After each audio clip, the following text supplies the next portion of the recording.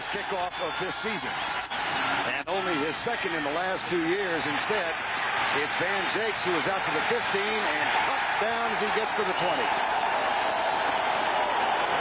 Steve Walsh will open at quarterback. He has been struggling of late, 28 of 77 in his last 3 games. Haverdink, Dombrowski, Hilgenberg, Trapillo, Brock. The tight end is Hobie Brenner. And in the backfield, Mays and Hayward join Steve Walsh, Eric Martin, and Brett Perryman are the wide receivers. Walsh, since being acquired from Dallas, 12 touchdowns, 13 interceptions, and admittedly still trying to learn the offense. The handoff goes to Ironhead Hayward, and he nudges his way out to the 24. That's a gain of 4. Defensively for the Chicago Bears, Armstrong, Perry, McMichael gets the alternating start for Dan Hampton today, and Richard Dent at right end. He'll be all over the place. Rivera's back after an injury. Singletary and Morrissey join him as linebackers. And in the secondary, it's Wolford, Bestie Jackson, the All-Pro rookie Mark Carrier, and Sean Gale. 2nd down and 7.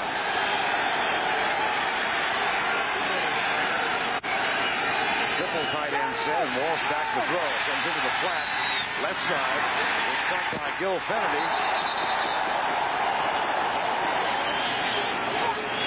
And he's knocked out of bounds after a gain of 4. Yeah, I think those are the type of things that Jim Mora wants to do. As he was saying last night, Vern, that he wants to stay out of 3rd and long. And I said, what do you define as 3rd and long? And he said, anything over 6 yards. He said, if we're 3rd and under 6, he said, we have a pretty good chance to pick up a 1st down.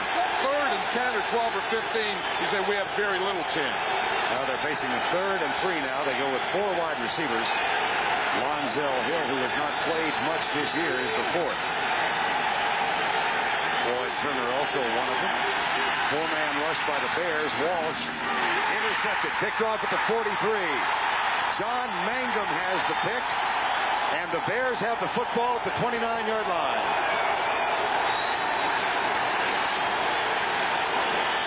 That's the opportunistic defense we were talking about. The Bears didn't do anything special there. They were just sitting in a zone. You watch it, sitting in a zone. The ball is tipped. The ball's thrown high. There's Mangum. He was just sitting back there waiting for it. And here comes the first big play of the game. This is a Chicago defense that led the NFL in interceptions with 31. And now beleaguered Mike Tomczak, victim of horrendous booing by this crowd last week in a loss to Kansas City. 1st and 10, backs are split. They hand it off to Neil Anderson on the sweep right, and he's down to the 30. Check the offense for Chicago. Tomczak opens for the injured Jim Harbaugh at quarterback. He led the Bears to their last playoff victory here against Philadelphia in '88. Gobert, Bortz, Hilgenberg, Thayer, Van Horn. The tight end is James Thornton. In the backfield, Anderson and Muster. The wide receivers, Wendell Davis and Ron Morris. 2nd down and 7. From the 30, no score. John Mangum's tip drill work paid off for the interception. Sweep to the left side. Thayer, it's a halfback pass, and it's up for grabs and caught at the 10. Ron Morris.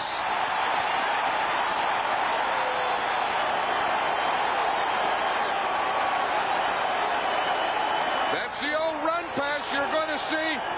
We'll start off to the left here. It's going to be a left-handed run pass. See, it starts like it's going to be a run, like it's going to be a sweep. He gets hit just as he's throwing the ball. The ball stays up there and wobbles until finally Morris gets it. Watch Neil Anderson here.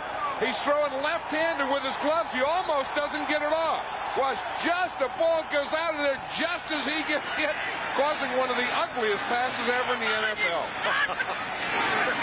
1st and goal for the 8. That's Muster down to the 7-yard line. Ricky Jackson makes the tackle. New Orleans defense, Turnbull, Goff, and Wilkes, they have switched ends because of the matchups. Here's the strength of the defense. Jackson, Mills, Vaughn Johnson, and Swilling both going to the Pro Bowl. And the secondary with Massey, Cook, Gene Atkins and Brent Maxey. Atkins is playing with a cast on his thumb. Had surgery on Tuesday. James Coley and Thornton are the double tight ends now. Ron Morris, the wide receiver, is wide to the right side. Anderson starts in motion. The backs of the leading receivers on this club. Here's Muster up the middle. And down to the 3. That's a gain of 5. You know, I think the one good thing about this for the Bears is the best friend of a quarterback is a running game. I've always said that, but probably the next best friend to a quarterback is good field position. So you talk about a quarterback who's been booed, who doesn't have a lot of confidence, and then you're playing at home and start off with this field position is probably Mike Ditka's dream. 3rd and goal from the 3.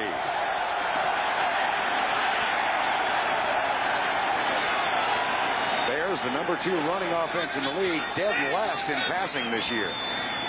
See what's in the offing on 3rd and goal. Hand off. Anderson trying to get to the outside. Did not get there. What a pop he took at the 1. It was Swilling and Vince Buck, number 26, who made the shoulder high hat. And that was a big play. Now what do? You know, does Mike Ditka kick the field goal? In fact, he already answered that. This play is really a 4-point play. This tackle right here, we're going to see Swilling here. Then watch Buck come in and make the hit. Boom, right there, that keeps Anderson out of the end zone. Now, if he scores here, that's going to be 7.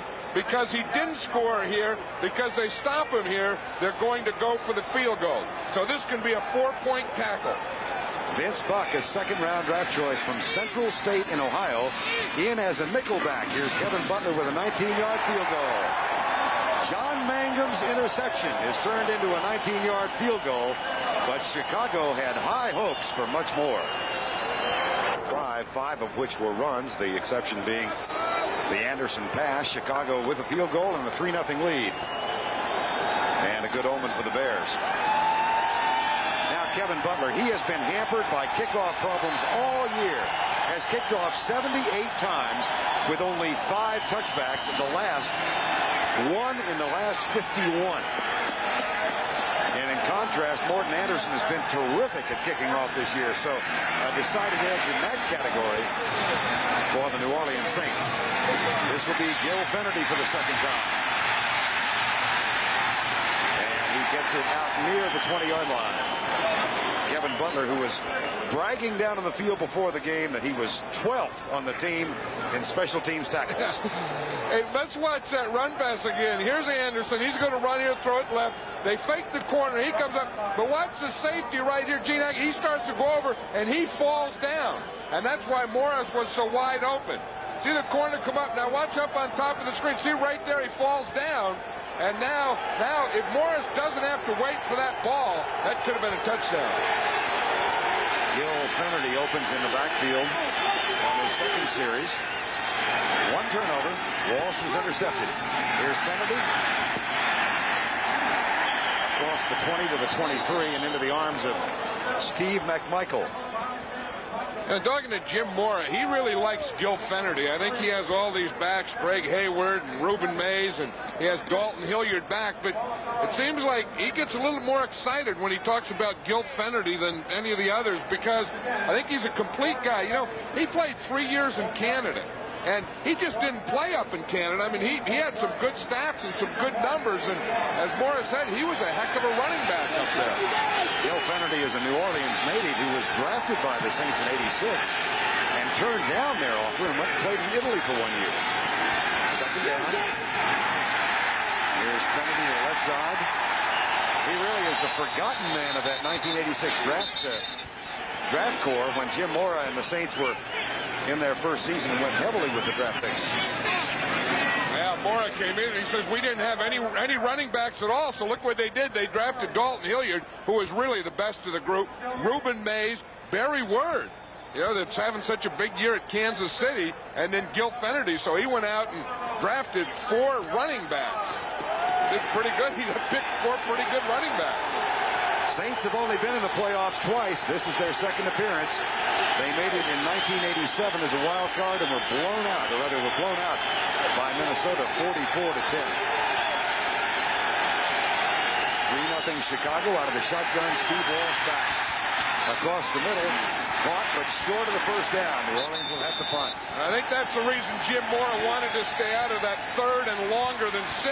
I think he got some nice little 3, 4, 5-yard passes, but he doesn't have many that'll go longer than 6 yards. That brings on a former Chicago Bear, Tommy Barnhart. And Johnny Bailey is back to return it. Bailey with a 95-yard punt return last week against Kansas City. Bailey bothered by fumble problems early in the season, but has turned into a fairly solid punt returner. That one will bounce and take a lateral hop. Hit the back of Vesty Jackson. That is a free ball, and the Saints have recovered as Vesty Jackson backed into it.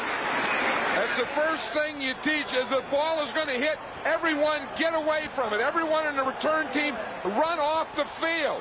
You can see it hit him right in the back there, so that makes it a live ball, and then the Saints come up with it. But if the ball on a punt, the first thing you teach your punt return, if the ball hits, if it's not going to be caught, everyone just run off the field. Well, for Vesty Jackson, a classic case of not using your head.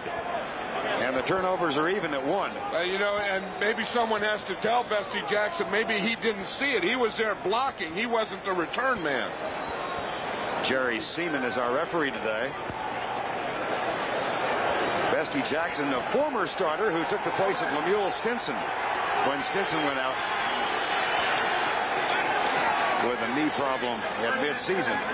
And we are told there's a problem with the referee's mic. I'll tell you, there's going to be a problem with a lot of stuff in this game because it's going to get cold before this game's over, and a lot of stuff will freeze. Hope it's not us. 1st and 10. Play fake. Walsh looks deep and fires that way for Floyd Turner. And that was into triple coverage for Steve Walsh. Yeah, that's the thing with Steve Walsh. You know, as he was saying even last night, he really doesn't know the offense well enough to know when the guys come open, where the second and third receiver is. And I think it's just kind of a, you know, we got good field position. Let's go play pass here and take a shot at it. So he only had one receiver to throw to. I found it kind of interesting, John, that Walsh is not apologetic about his progress. He said he's probably only worth 40% right now of what he will be. That's right. I mean, I think he's one of the most open and honest guys you'll ever talk to the night before a game. 2nd and 10. Chicago leads at 3-0. Saints have the ball at the Bear 44. Short setup. That one is caught at the 34-yard line. Catch made by Brett Perryman. Hey, that's probably the thing that the Saints needed, was a break like that, you know, a punt hitting some guy, because they looked in the first part of this game, both offensively and defensively, they looked awfully tight. Well, the surprise there is that defensively they look tight. Well, I think the thing is here is the Bears got good field position off a turnover, so their defense had to come in, maybe not ready, and then their offense, you know, they throw a turnover, so now they get, you know, they start to pull things in a little, and they're really just not flowing. After the 11-yard pass, it's 1st and 10 at the 34.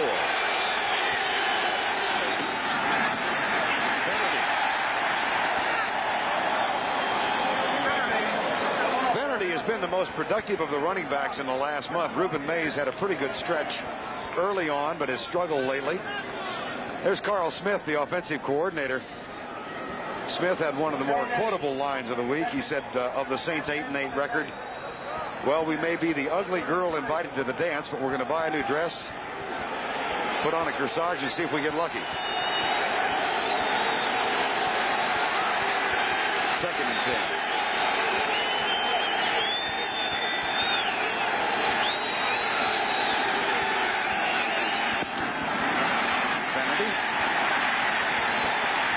Out of bounds. No gain on the play. Steve McMichael. Yeah, there's a guy in that tackle. Ron Rivera was in there with McMichael making that tackle, and he just missed 2 games, and he broke his leg. He broke the bone that is non-weight bearing. And he told me, he said, well, the lucky thing about it, he said, I only missed a couple days. I was able to run. He said, I said, you were running on it? He said, yeah, in 4 or 5 days. I said, didn't it hurt? He just laughed and he goes, of course it hurt. What a stupid question. But the guy's playing on a broken leg after 2 weeks. 3rd and 9. 4 wide receiver set for the Saints. 3 loaded up on the right side. Blitz coming. Walsh reads it. Dropped at the 20. Floyd Turner had it right between the 8s. That was, you'll see Turner come off here, and he's just running a zone pattern. You just have to sit down right there. The ball is thrown just a little behind him, but he has to catch that ball.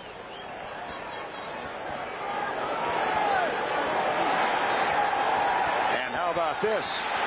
No punt, no field goal. They're going for it on 4th and 9. They are going into the breeze. Like the decision? Yeah, I think so, because they're going into the wind. Walsh overthrown. Bears take over. Still like the decision. Yeah, I do, because, you know, I mean, they have to know that Morton Anderson probably couldn't hit the field goal from there. And if they punt the ball, it's going to come back to the 20. So you're only talking about 10 yards anyway. And look at the pressure that the Bears put on him. Richard Dent got there right after the delivery. Bears take over. Was dropped in the backfield by Ron Morris. And he is in jail. Well, how about the conservative offense of Mike Ditka and Greg Landry? I don't know. Both of these teams look awfully tight to me. There's been some strange things happening. I mean, the Saints don't go for it. I can understand that because they're going into the wind. The Bears, they want to make something happen. They have yet to throw a forward pass by the quarterback. The quarterback is handed and let a back play it. That one, they had the quarterback block on the reverse, and they fumble the reverse. So it looks like they're trying to do everything to have Mike Tomczak not have to throw a pass yet. Loss of 16, 2nd and 26. Might have to now. Tomczak will not. Draw play. Anderson to the 29-yard line before the tackle was made by Robert Massey. Gain of 12. It'll be 3rd and 14. Earlier, Cincinnati all over Houston. So in the next round, Cincinnati goes west to take on the Raiders. Jim Mora's team would like to go west to take on San Francisco. If they win here, that's where they'll head. If Chicago wins, they go to New York to take on the Giants. 3rd down and 12, 3-0 with 3:40 to go. First quarter, Chicago leads it. 4 wide receivers. Jay Hilgenberg over the ball. Tomczak, incomplete. There is no flag. And you don't know here, you don't know if these fans are booing the fact that they expected a flag or they're booing Mike Tomczak. Because we know that last week they really did. Here, he's throwing the ball short anyway. I think that's pretty good defense. And I think I'm a big believer if it's 3rd down, you know, you get the guy up to the 1st down mark or you just run a draw play. That will bring on Maury Buford, and Vince Buck, who has been a presence in this first quarter, is back to return the punt.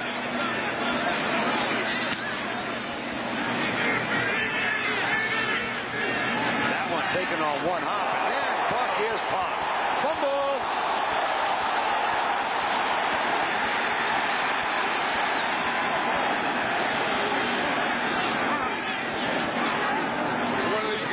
Talk about the offense and the defense and all that, and it's probably going to be won by special teams anyway. That's what kind of game it's been so far. Taking a long time to unpile, and the Saints hang on to it. Well, Buck did an aggressive thing, picking that ball up after it hit, but the Bears put an aggressive lick on him for doing an aggressive thing. He catches that ball, he just gets into his 2nd step, and does he get knocked backwards? Whew, he didn't even see that one coming. Glenell Sanders, who was added to the special teams just a couple of weeks ago, or to the roster, because of his special teams work. There's Glenell Sanders. He's got to get rid of some stuff. We'll get 2 errors, 1 by either team. I think that, you know, one of those was caused right there by that big hit and an aggressive play. And I think that both of these teams feel that they're not going to score a lot, so they're going to have to take some shots in special teams and take some shots at going for it on 4th down. Up the middle, Hayward. Nothing there except Dan Hampton. Yeah, Hayward didn't run in there like a 270-pound fullback. And Hampton was there. I mean, Hampton, this is his last year, and if the Bears don't win today, this could very well be his last game. But the guy can still play. I mean, to me, when I think about defensive tackles and defensive players in this game, I think of guys like Dan Hampton. See what he just did on that play? He not only tackled the ball carrier, but he tackled the guard who was blocking him. Yeah, he took down Steve Trapillo and Hayward. That's 500 pounds plus. That's an industrial strength double dip. 2nd and 9. Walsh with Dent draped all over him. Leaping grab. Incomplete. It was Greg Scales, the tight end. Mark Carrier comes up with it, but an incomplete pass is the call. Yeah, one thing I will say about Steve Walsh, we all know that he really doesn't know this offense. He doesn't have any audibles, but the guy is cool. You know, I mean, you see him the day before the game, he's cool. You watch him play the game. Mike Singletary called him stable. He says, I watch the guy, he said, I don't know him, but he looks like a very stable quarterback. Which Singletary meant as a high compliment. I think so. I think, and I look at him, and I look at him as a cool guy. I mean, you know, a guy that everything's falling down all around him. You know, he's not sure of all the plays or anything, but he doesn't let it show. Replay is looking at this. It was ruled an incomplete pass, and I don't know how that could conclusively overrule it, since most of what we saw was the 8 and the 3 on the back of Greg Scales. Take a look from the reverse angle. No, he didn't have it. That was a good call. Yeah, I mean, you saw when he hit the ball come out between his legs. So the play will stand, and it's 3rd and 9. This is the 3rd Saint possession of the first quarter. They got inside the Chicago 35 following a fumble recovery, but failed to convert on 4th down. That one batted in the air, and it was Dan Hampton. Good play by Hampton, right? He comes on a stunt, Bird. He's gonna start inside right here. Boom, he comes around here, and he puts a hit right on Walsh. Just he gets his hands up. You see Dent go inside. Here comes Hampton. Now watch him get his hands up. Boom, you can't throw between those 2 hands. That's a pretty good pass rush for an old tackle playing in his last season. Dan Hampton was a guest on Mike Ditka's coaches show this morning in our local affiliate in Chicago, and he said, I promise you one thing, I will not leave anything on the field. Johnny Bailey darts away from the ball, and the Bears hold again. They take over following that 25-yard punt, and a 3-0 lead, 2:15 to go, first quarter. Kevin Butler, that field goal set up by John Mangum's pass interception off the arm of Steve Walsh. Yeah, I mean, even in this game here and on the sideline, I mean, you have to be cool to be able just to look at a pad and just sit there and have the coach you and teach you while a playoff game's going on. And you just sit there and easily nod your head knowingly. Mike Tomczak 0 for 1 throwing the ball. He will throw on 1st down. Left side. That's caught for a gain out to the 43-yard line. Brad Muster makes the grab. He is the leading receiver on this ball club. See the Chicago Bears player, each of whom has a 91 on his jersey. That is in memory of their late teammate Fred Washington, who was killed in a car accident 2 days before Christmas. Young 2nd-round draft choice out of Texas Christian University. Leaves his mother and 3 sisters. And the Bears dedicated their next to last game against Tampa Bay to him, and they won that one. Fred Washington. 2nd down and 6. Anderson tripped up at the line of scrimmage. No gain. But you see what's happening is you can see here, if we just look at the Saint defense and you put in the box, they're playing 8 men against the run because they know they won't pass. And as long as they can keep this guy and these guys up in here and get their safeties involved in the run, that's always going to be the extra guy. And the extra guy, the guy right there, the safety, you can't block. The only way you can get him out of there is by loosening him up with the passing game. We'll see what the Bears have in mind now. 3rd down and 6. Tomczak wide open. Neil Anderson. Ankle tackled at the 23. Boy, that was a dandy pass. That was what Mike Tomczak needed. That was what the Chicago Bears needed. And you can just see the guy, he just walks different after a play like that. Watch Anderson. He's going to come right down here, right down the seam. Tomczak is back in shotgun. Boom, he's going to hit him right there in the seam in the middle of the zone. Watch Anderson right there. See, he's going right down the seam. Now he breaks open. Now he's in between this part of the zone and this part of the zone, and he'll catch the ball right here. Right in between. That is a perfect pass.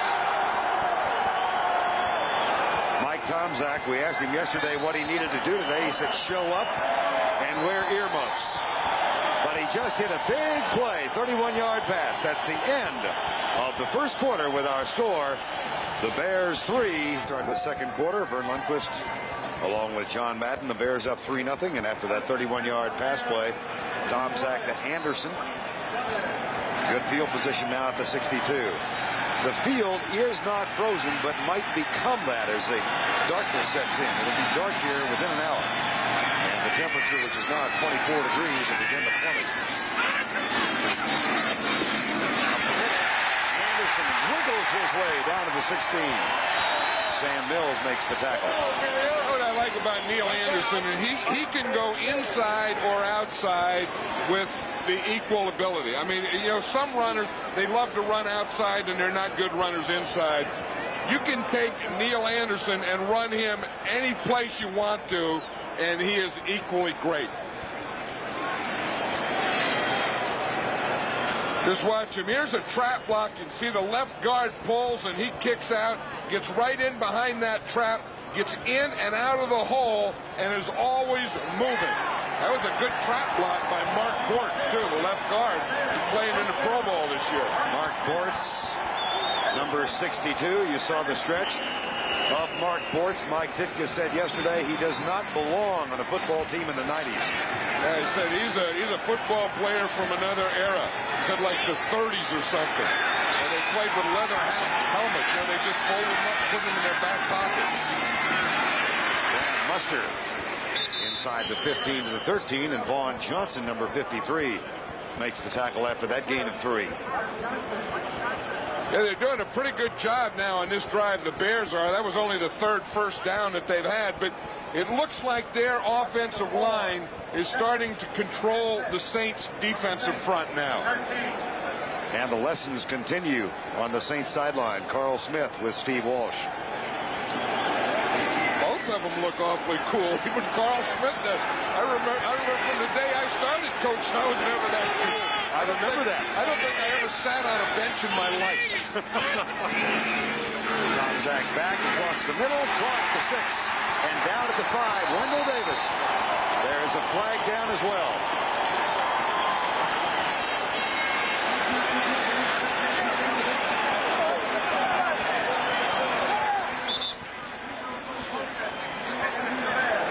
Greg Landry, offensive coordinator. And you can see that he's upset because it was illegal motion against the Bears. And again, we're having a problem with Jerry Seaman's microphone. You're going to see the tight end right here in the near side, right here in the bottom, move right there. You see him set up. Now, again, he could get back and get set again because he is a tight end, but he has to set for a second, and the ball was already snapped. In the 1990 season, the Chicago Bears had only 75 penalties. They were the least penalized team in the NFC. Here's Tomczak back. Little flip out wide right. James Thornton, touchdown.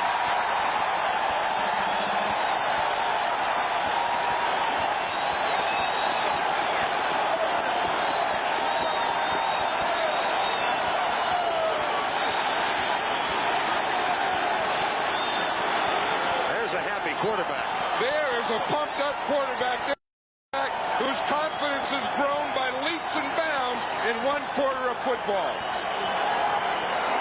There's a quarterback who is a different man from the man he was a day ago.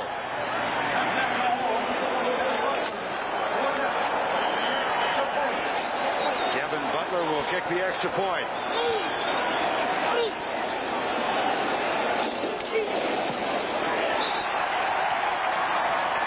Tomczak to Thornton. 10 looked like he was in the 50-kilometer walk. Here's a squib kick taken short by Craig Hayward. And that's his second kickoff return in as many weeks. Not something he excels at. Well, he's the captain of the wedge, and usually the ball goes beyond the wedge. Well, Jim Mora said we need to get to Mike Tomczak early and often. And they have not done that. No, and they didn't do that. And now Tomczak has that one thing that the Saints didn't want him to get. He got big confidence. New Orleans down 10-zip. They've got the ball at the 34. Walsh is 3 of 6 for 21 yards.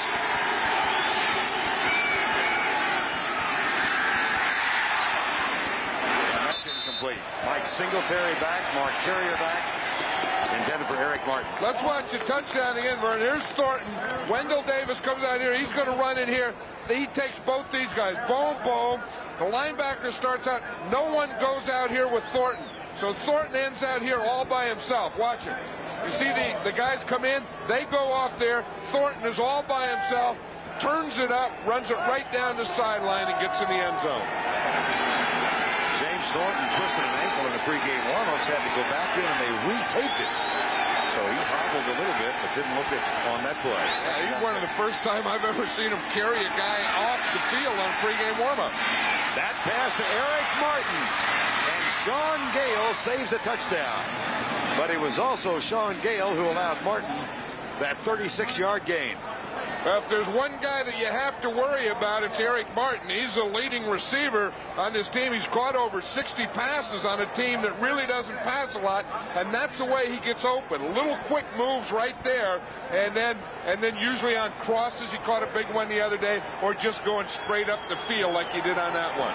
That crossing pattern on Monday night set up the winning field goal, and that is the third Martin reception in excess of 30 yards in the last game and a half. 1st and 10 at the 30. New Orleans trails. John Tice starts in motion. Gil Finnerty dances to the outside, where he runs into the linebacking core headed by Ron Rivera, number 59. Gain of just 1. I think about the Saints, they like to use 2 and 3 tight ends. So by the Bears getting Ron Rivera back, that really helped them, because Ron Rivera does a lot of things well, but one of the things he does well is play on a tight end. You talk about a guy who's a tough guy. I remember him out of University of California. Right. As I said, coming in, breaking a leg a couple weeks ago and playing, it feels great. I don't understand that. 2nd down and 9. Walsh back in the flat. Oh boy, tipped by John Roper. And it is Roper who someday will probably take Rivera's place. Roper, who was injured last week, he and Rivera, and they're both back in there now. 3rd and 9. Well, and this is what Jim Mora wanted to stay out of. If you can look, they've been in it 3 times where they've been over 7 yards, and they're 0 for 3. 10-0.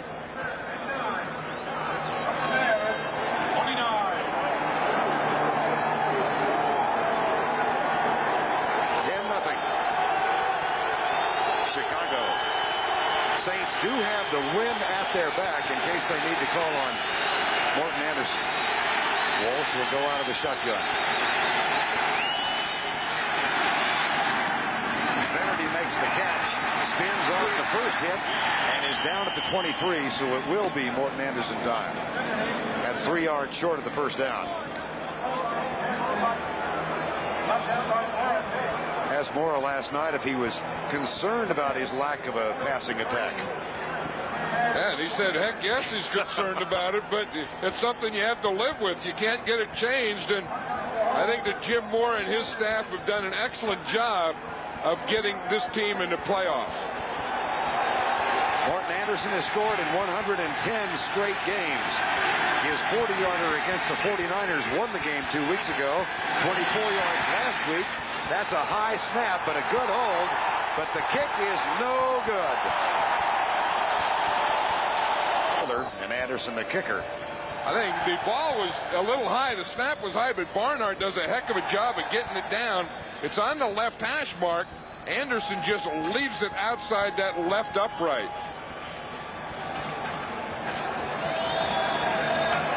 Jim Moore on the sideline. Bad snap, he says.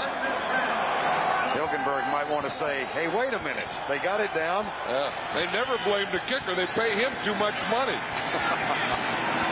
So we stay at 10-0 with 10:34 to go. First half of play. Anderson searching for help as he comes left and is knocked down at the 27-yard line by Pat Swilling. Well, special teams expected to be an integral part of the outcome today. The Saints now with 1 fumble and 1 missed field goal. And if you joined us late, Chicago's Bestie Jackson had a punt bounce up and hit him in the posterior. Recovered by New Orleans, but they were unable to convert. And Dan Hampton, he was talking about the big offensive lineman he was going to face today. He says, you know that movie Dancing with Wolves? Well, today it's going to be Limbo with Buffalo. Second down and 7.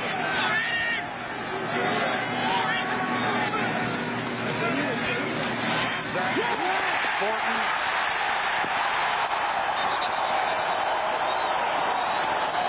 First down. I'll tell you, after Tomczak hit Neil Anderson, he became a different guy, and now he has the confidence, and he could have a day where he throws for 3 or 4 touchdowns.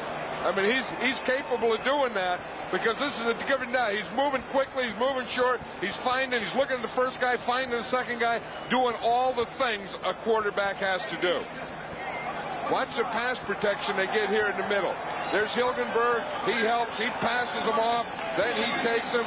They do a good job of zone pass protection. Take whoever comes in your area. I'll tell you, 57, Tom Thayer did a pretty good job with his hands then. Oh, yeah. Up the middle it goes. Neil Anderson. That's a gain of 6. Now Tomczak, who took over for Jim Harbaugh 2.5 weeks ago. Last week, 5 of 23. This week, 4 of 5. And John, you noticed it right away on the pass to Neil Anderson at 31-yarder. He walked differently. Well, yeah, I mean, it was just a different thing. I mean, it's tough, you know. In 2 breaths yesterday, he said, oh, the booing doesn't bother me. And I said, you mean it doesn't bother you? He said, well, of course it bothers me. And booing bothers anyone. I mean, we all have a need to be loved. I think when we're getting booed, no one takes that.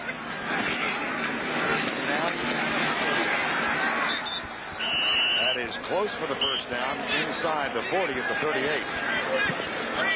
And I think that's why coaches are always talking about mixture, Bernie. You see how much easier it is now to get some running game going in there after he's gotten a few passes. Right. Because those passes has loosened up that Saint defense.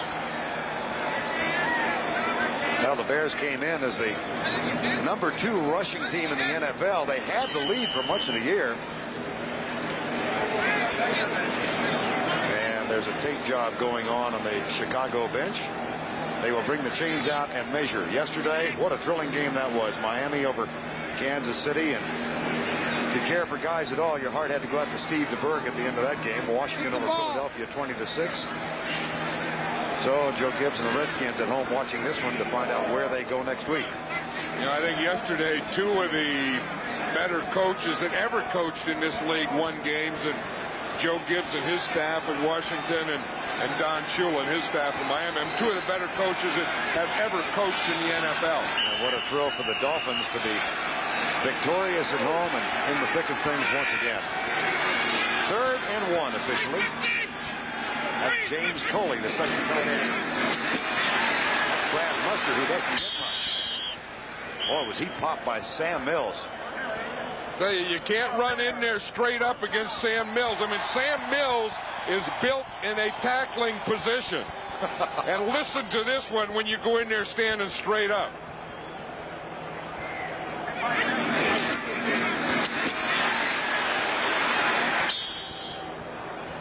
is a gentle game. I'll tell you, that's knocking them back where they came from. What those inside linebackers are supposed to do, Sam Mills and Vaughn Johnson, they're in there. They're supposed to be free. When they get free in that short yardage, they got to hit them back to where they started. Got it. Sam Mills, whose nickname is Field Mouse. Built like one. I was probably thinking, what do we have to do? I mean, we put a hit like that and the guy still gets a first down. Up the middle, Chicago with 29 yards, New Orleans, and both these teams feature the ground game. Well, Mike Ditka says that it's a lot easier to run up the middle straight ahead than it is the sides on this field. Tom Zach, one hopper intended for Mustard. Well, some folks are hard to convince. They aren't going to let him off the hook here. No. Chicago's a tough town. Well, it usually isn't. And the funny thing about it is you'd think that this is the kind of place, and now they're coming back and realizing, hey, we were stupid to boo the guy. Here's a guy, Mike Tomczak's a local guy. He's from Chicago. Right. Played high school football here. He was a free agent, not even drafted. Playing for the local team, kind of a blue-collar guy. Coached by his dad, and he is 22-10 as a starter for this team. So it's not as if he hasn't done something. Well, oh boy. Ronaldo Turnbull got in that time. Number 97. That is his 10th sack of the season. Well, this is a matchup. Turnbull starts here. He was playing the other side, but they put him on this side to get the matchup with these two guys over here, thinking that from the left side, his quickness will be a little better. And on that one, he just went right through. He just split Thayer and Van Horn. Old Tomczak, he was trying to look downfield, but you can't look downfield when a guy's coming straight up the middle on you. 3rd and 17, 10-0 the score, 7 minutes to go first half. Anderson on the sweep, flag is down. The Saints may have jumped, which will give Chicago another chance. Sam Mills made the tackle. That's about all they'll give us another chance, because I think they had like 3rd and 17 or something. Right.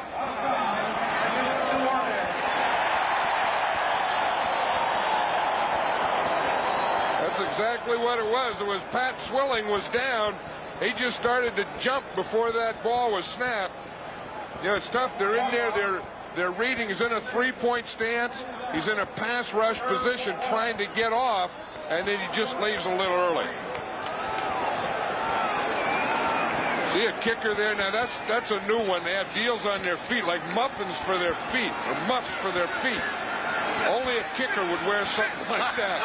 Can you believe that? I've seen those in ski resorts. Nah. What, he has to keep his foot warm? Or what? 3rd and 12. Tomczak to Neil Anderson. And that play was muffed. It'll be 4th down. Butler has more clothes on in the sideline than I've ever seen anyone. And you know one thing, he's not going to kick a field goal. Watch the pressure here.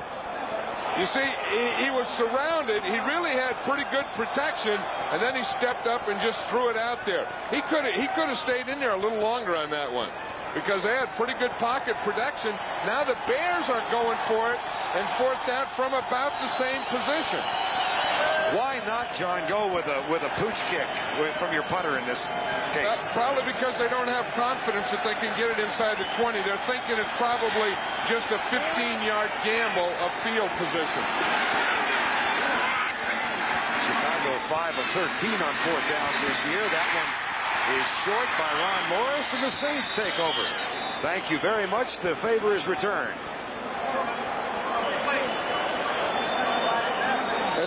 It's a tough thing there, Vern. What do? Do you want to? Do you punt? Now, if you can get it inside the 10, then it's a good play. Your field goal, you can't kick it that far into the wind. You saw Butler; he had some muffins on his feet, so he didn't even. He wasn't even going to kick. And then the thing you would like, if you're going to do this, I think you have to throw the ball deeper than that yard marker, because you see him here. He catches a ball and doesn't make an inch after the catch. They will bring out the chain to see if Morris was close for the first down. It did not appear so. All he needed was about another half yard. That was a pretty good pass, but you have to, the wide receiver has to be able to see that marker over there too and work up beyond that. On downs, Saints get it back. Ditka, whose team has thrown a halfback pass and tried to run it, and only its second playoff game, and on the sidelines, Kevin Butler and his muffins. Meanwhile, Steve Walsh in foot muffins. 10-0. Play fake, Walsh. Deep right side, Brett Perryman has to wait on it, but makes the grab, and then the ball ruled incomplete.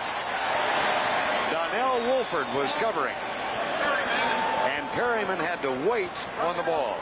Well, that was one of the things. You know, Perryman does have speed, and one of the things in the pregame show, as a matter of fact, he was complaining that he doesn't get to go deep enough. That, you know, that everything is underneath. So here they throw one. They throw one deep to him. He looks like he has it there. I don't know. Was he down? All he has to do is have it until he's down.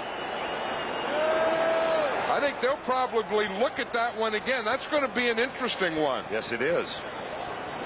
Because do you have control? Does he have control when both feet come down? Now, the left foot's still in the air. Now the left foot is down. Now, does he have control? Yes, he does have control. Now he loses it out. I think that's a completed pass. Strong enough evidence to overrule it? I would think so. Well, he's whispering, but we can make out what he said. He said incomplete pass, but I thought he had control of it when both feet came down. Replay official today is Mark Burns. Second down and 10. 5:24 to go before halftime. Kennedy, nice run across the 36-yard line. Yeah, you wonder where Reuben Mays is today. He hasn't been running much. You wonder where Big Ironhead is. You'd think in a game in Chicago that you'd like to run the old Ironhead, and then you wonder if Dalton Hilliard's going to play today.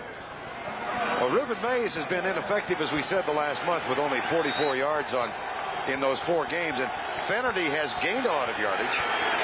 Ironhead had the 2 big games in the middle of the season, and there's Dalton Hilliard, 1,200 yards a year ago. Injured in week 6 and activated for the first time since then today. Jim Morris said he will play some. And when he's healthy, he's one of the best running backs in all of NFL. Across the middle, incomplete. Fennerty, the intended receiver. And the refrigerator urging the crowd on as he comes over to the near side, along with Dan Hampton and Richard Dent.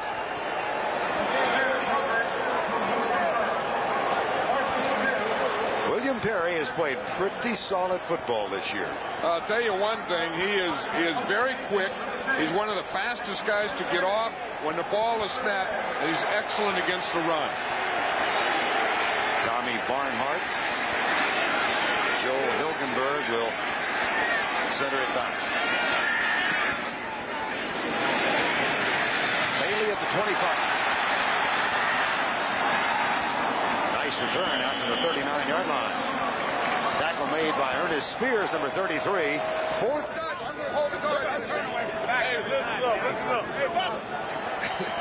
That's what defensive linemen do. You know what they're talking about is talking about what they're going to do on stunts, not just on playing pass rush, but that stunt. Remember we saw that one stunt where Hampton knocked the ball down, where Dent went inside and he went around. We're still talking about those kinds of plays. Bring the play back.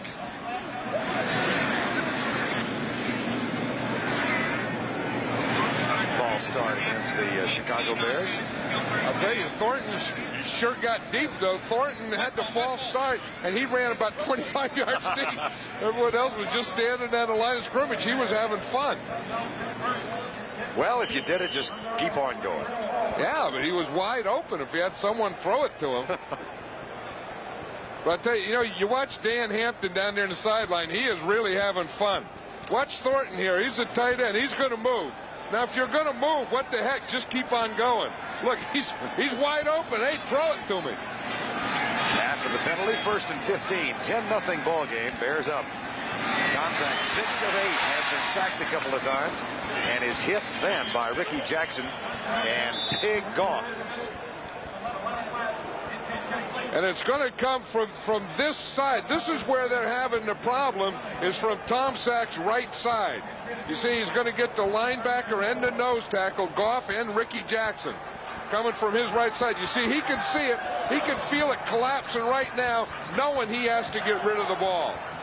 See, sometimes you can't see it. That's when it's dangerous. But when it comes right at you, you can see it, and you know you're going to get it. So you got to get rid of the ball. That's Piggy Goff. How many other teams have a pig and an iron head on the same ball club? Well, you can't beat that.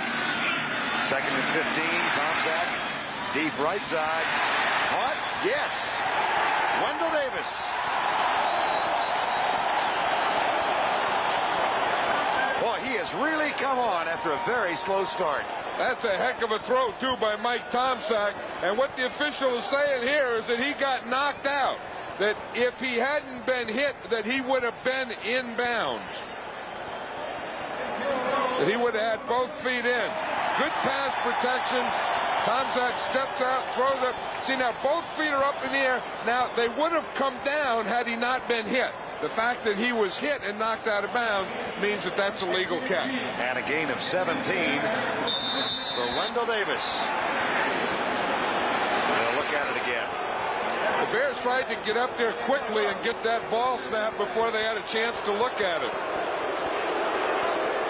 But again, he catches the ball. Would have come down, but he was knocked out of bounds. I think that's a good call. Question, it must be a judgment call. It's got to be the judgment of the official that he would have come down with both feet in. Well, I think even if you look at that, you can see that Massey, number 40, hits him while that right foot is still in the air.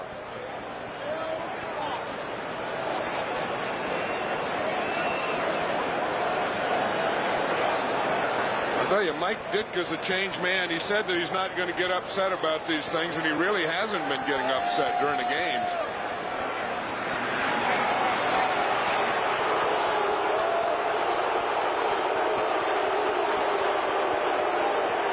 Well, obviously they have overruled the call. Yeah, that's 2 of them today that I thought went to that the guy up there in the replay has seen them differently from what I have seen. John, you're doing an over in 91. Yeah, well, either he's doing an over, I'm doing an over. One of us is doing an over.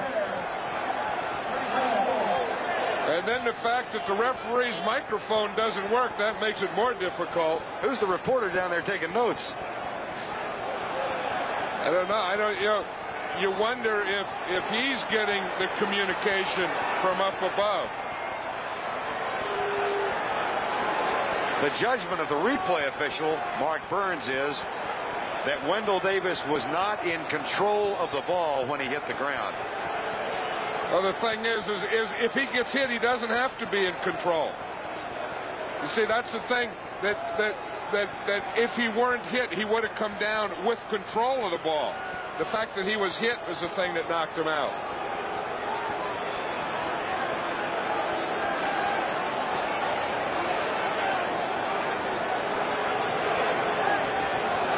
Well, the officiating crew is still in conversation at the 35-yard line. Well, you know, the referee today is Jerry Seaman, who next year is going to be the head of officials. Right. This officiating crew is not the crew that works together all year. This is a crew that's like an all-star crew that, you know, the best officials get to officiate the playoff game. Another. Maury Buford is on to punt it deep to Vince Buck on 4th down. Just under 4 minutes, they come for the block. And that might have been deflected. At any rate, it comes to a stop at the 48-yard line. So the Saints with good field position. Buford has had 2 blocked this year, and Robert Massey might have gotten a hand on that. It must be tough to punt in this thing because that was a 19-yard punt. We've had a couple of 23. Look at the ball. The ball goes sideways as it comes out. It starts out darn near in the middle of the field, ends up outside the hash mark. Buford had to step into the direction where Robert Massey was coming from. I know you remember when Sean Landeta, the Giants, had a little bit of a problem here. Oh, yeah. He shot a whiffer right here. He went to punt the ball and he missed us. What is the difference in an air ball and a whiffer? I know, you just go to kicking. If it's a basketball, it's an air ball. If you're kicking, it's a whiffer. Fennerty to the 45. Gain of 2. Awfully important for the Saints now, playing on the road in the cold, out of the dome, to get something on the board before halftime. That's what I think. I think they've had their opportunities. This is the second or third time they've had pretty good field position, and you have to get the field position and you have to get some points on the board. You have to get something started.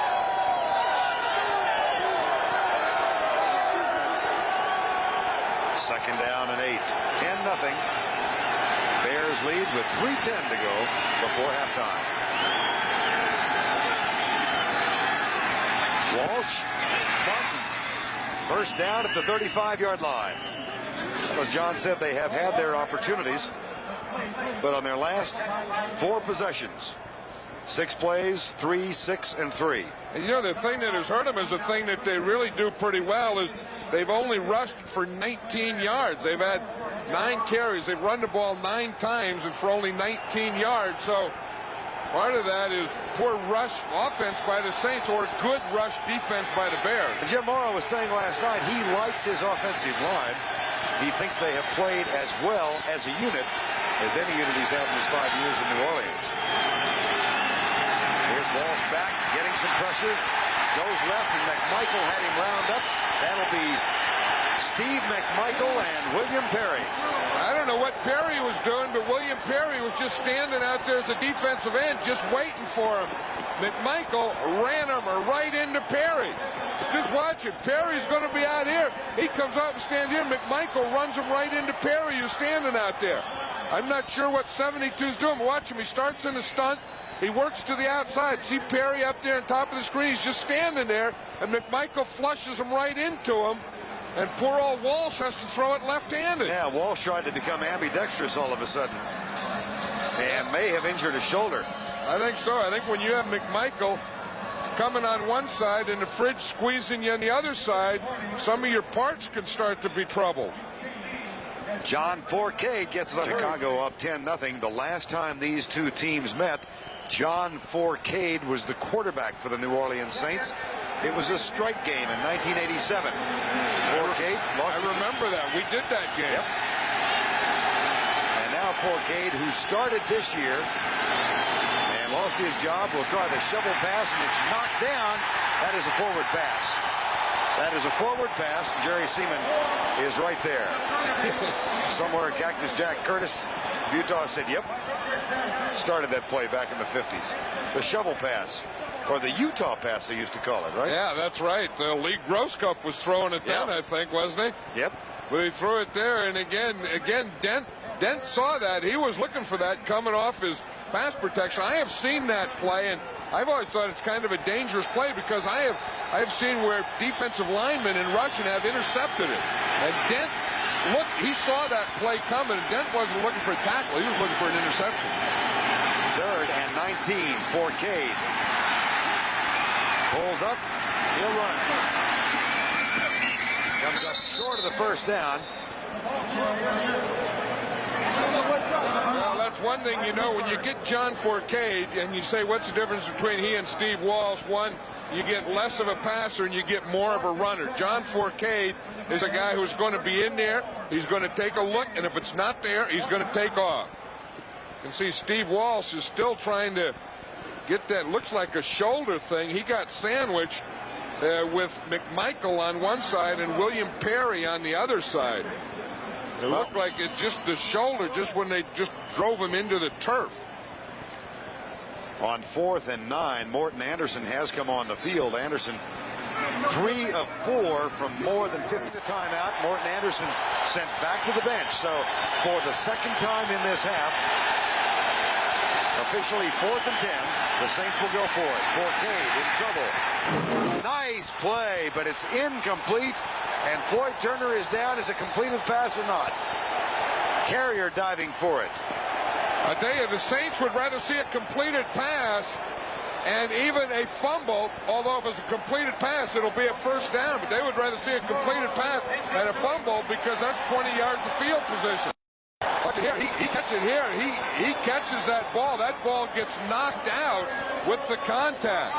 Mark Carrier really put a hit on. Carrier, the Pro Bowl bound rookie safety, and Dent had a pretty good part of that too. Good pass rush by Richard Dent on one end and coverage on the other end by Mark Carrier. There was a flag down, and here's Jerry Seaman, offside Chicago. So now apparently the play ruled as incomplete. Floyd Turner understandably shook up on the sidelines, and the Saints will get another shot at it.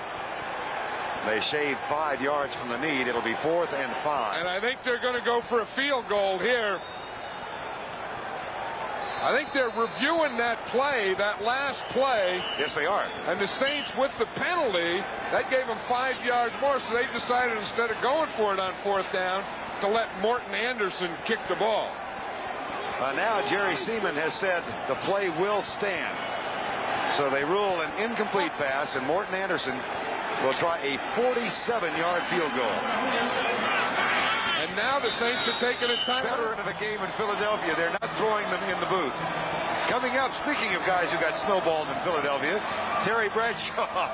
I know he remembers it well from a year ago.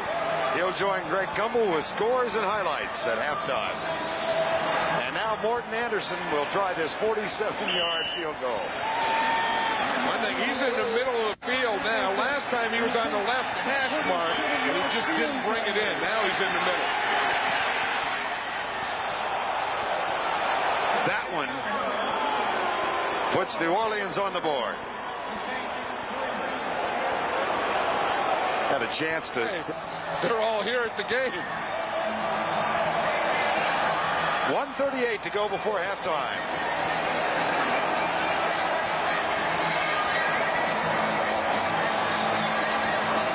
Chicago in its 24th playoff game, but they have lost 3 of their last 4. I wonder what started this snowball fight. Y'all remember as a kid, there'd be a snowball fight or something, someone would come and break and say, okay, who started this? So that's what we ought to know right now. There's a big snowball fight going on in the band. We ought to know right now, okay, who started this thing? That's all I want to know. Here's the Anderson kickoff. 67 kickoffs this year and 30 touchbacks. And this one, after some hesitation, will be returned by Dennis Gentry. And he pops a big one all the way out to the 38-yard line.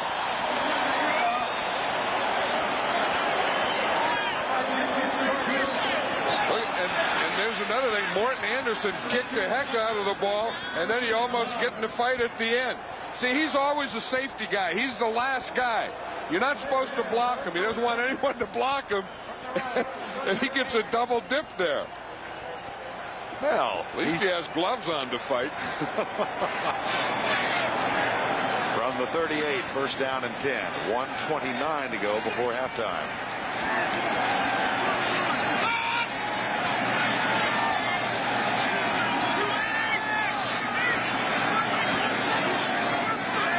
Draw play. Big run up the middle of the 49. Sam Mills makes the tackle. Chicago took advantage of a John Mangum interception for a 3-0 lead. They got a touchdown pass to Thornton from Mike Tomczak, and then moments ago Morton Anderson made it 10-3. We've got 1:06 to go in the first half. Tomczak back. Overthrew Ron Morris and was near Vince Buck. Boy, he had that one concentrated period of time where he just oozed confidence. And you see, he has a signal here. Usually you can signal a play in, or the quarterback can signal back what he wants. And that's what Tomczak was doing then. He was asking for a play. In fact, I think he was asking if he could keep the same guys in there and call his own play. And then he looked over there, checked over there again, and knowing Mike Ditka on the sideline, if you call your own, it better be a good one. Interesting to see what he has in mind. 2nd and 10.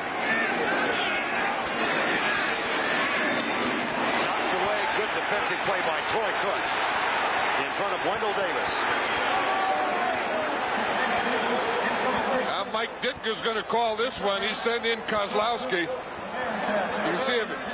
I would think on this situation here that all you need is a first down play. I mean, I think you have to pass it here. I don't think you can run something with 3rd and 10. I think you have to pass something, but get more than 1 or 2 guys up beyond that 10-yard marker. 56 seconds to go, first half. The difference in the ball game, a touchdown. 10-3. Anderson.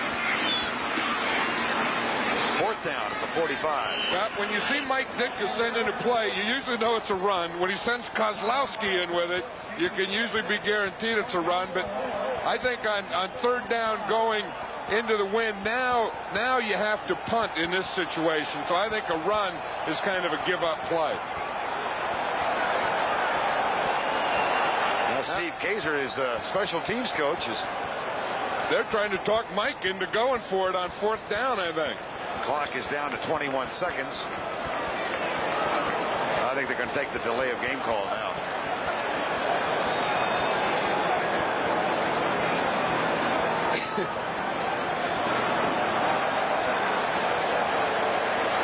I think you're right. I think they're just going to let it go and run out the clock. The game clock shows 1 second left. The play clock has expired, so they did let the time run down to 1 second to go.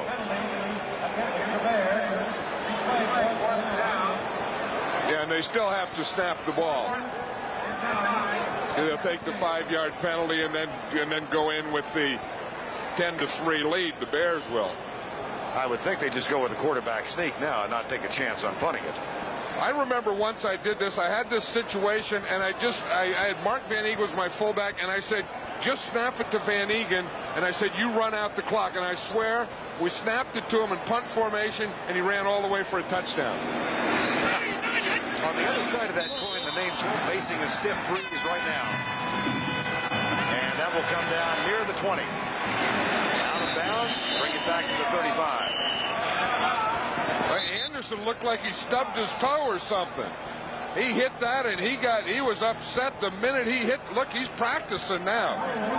I mean, the minute he hits this, watch it. He hits it like he stubbed his toe when he comes down here. I mean, he goes right into a pout, immediate pout. And then you see what he did? He picked up the tee and threw the tee like it was the tee's fault. Might get some of those foot warmers from Butler. Yeah, those guys, kickers are like golfers. They blame everything except themselves. Although Morton Anderson is one of the best kickers in the league, I will say that. Golfers do that? Well, yeah, they play, I don't know what's wrong with my 9-iron today. Nothing's wrong with your 9-iron, it's you. Anderson to the 43. Well, Steve Sidwell, the defensive coordinator of the Saints, said, got to start containing him. No secret there. That was the game plan all along. Yeah, I think so. I think the thing is that the Bears were doing a little more with Anderson. They didn't expect that run pass early. Like it was the only one he's ever completed in his life. But, and they do move him around. They do put him at wide receiver, and they do move him around. But when he's the most dangerous to the Saint defense is when he's lined up like he is right now in the backfield. 2nd down and 3 from the 42. 10-3.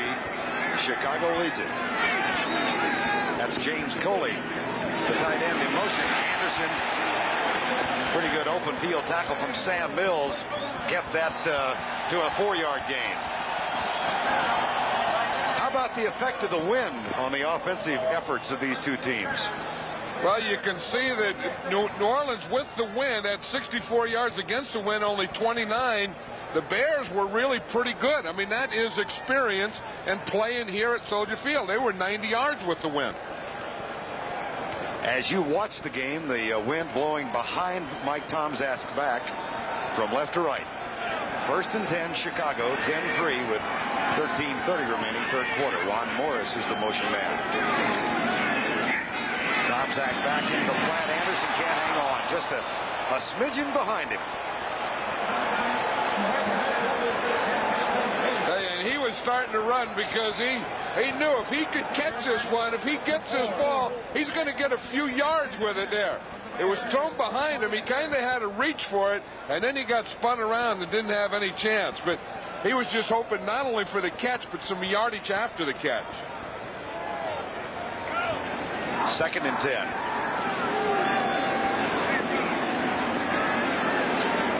At one point, Mike Tomczak, 6 of 8. He's missed his last 5.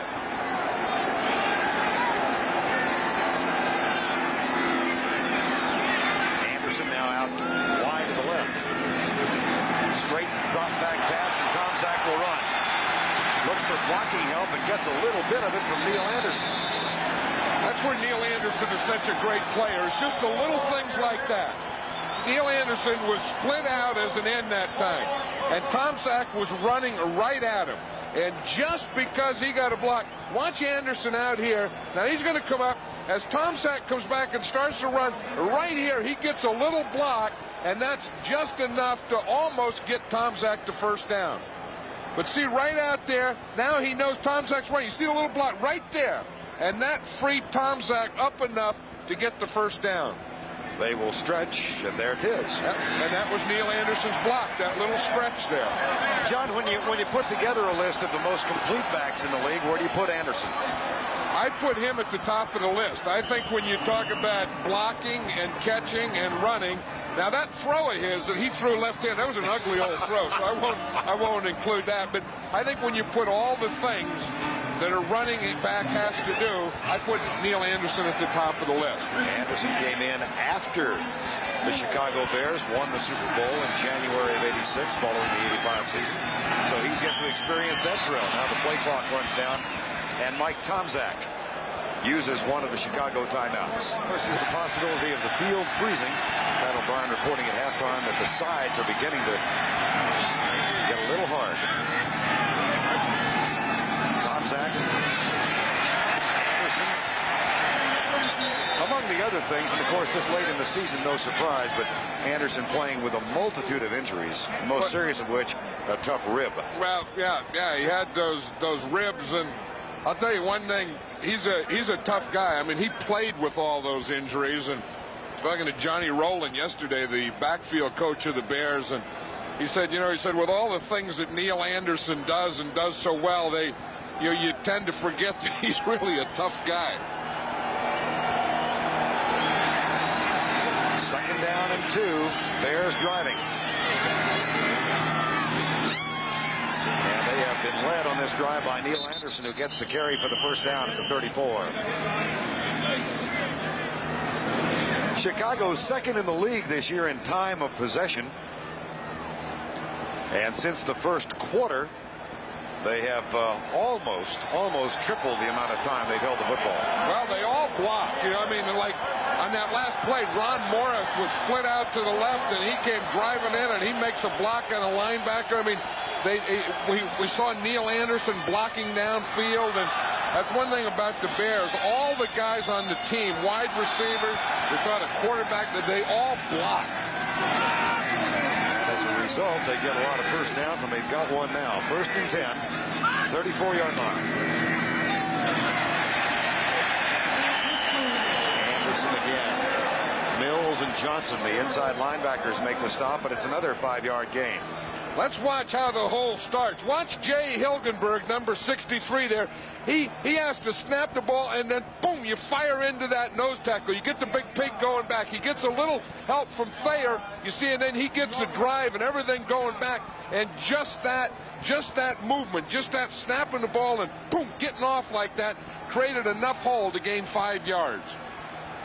Jay Hilgenberg, despite saying he did not have his best year, is back in the Pro Bowl for the 6th straight time. And his brother Joel, of course, the starting center for the New Orleans Saints. Anderson again, stuffed. It'll be 3rd and 3 or 4. Sam Mills makes the tackle this time. Gain of 2. You know, that's something. Before the game, we saw Jay Hilgenberg, after the Bear team went in, he stayed out to wait for his brother Joel to come off. Then his father came down out of the stands, and they took a picture. So they had a picture of the 2 Hilgenberg brothers and the father. And, of course, the one thing in common they all have is they were all centers at the University of Iowa. That was Joel Hilgenberg you just saw. Jay is on the field. Brother Jim is watching. And Dad Jerry is here. Uncle Wally, I'm sure, is watching too. Here's Tomczak, incomplete. And it'll be 4th down. Well, Jay Hilgenberg said when his dad went to Iowa, he was a quarterback. They didn't have anyone that could snap the ball, so they moved his dad there. He said, just thought if it hadn't have been for his dad being moved to center, maybe they all would have been quarterbacks. But when you look at that group, Vern, they look like a group of old centers. Big old batch of center. Kevin Butler with the wind at his back from 46 yards out.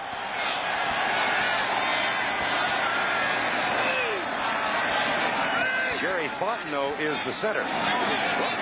Tomczak had trouble with it. It's blocked and picked up by the Saints. Vince Buck, and he's got room to go. There are no flags down, and we are a point within being tied.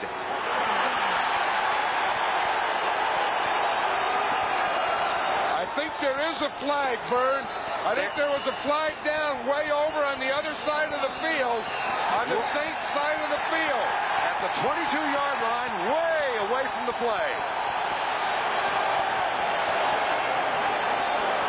And the guy that would call that would be lining up offsides if it's against the Saints.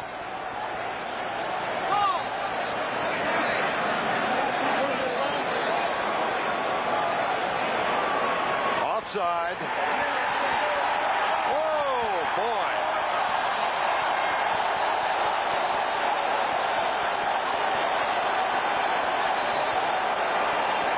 I'll tell you the other thing that's going to do, not only does it negate the touchdown, but that penalty should be a 1st down. And we're going to see it here. They can say that they either came offsides or lined up offside. Now, from this shot, it doesn't look like anyone lined up offside. It doesn't look like anyone jumped offside. Perhaps Robert Massey. If it's right here, you see the ball is in here, and that could be the only thing that they're looking at. That's the guy. They called it on Robert Massey, number 40. They said he was the one that was lined up offsides. That's Leo Miles, the head linesman, and an obviously disturbed Jim Mora. And how ironic, John, that Monday night, Alvin Wright of the Rams broke through to block a kick against the Saints, but he was offside. And the Saints got another chance and won the game. And I think that was called from the other side of the field. Look at the special teams errors today, and that just adds to it. Remember, at one point in the first half, I said this thing could be won by special teams, and the special teams have had opportunities to be a big part of winning.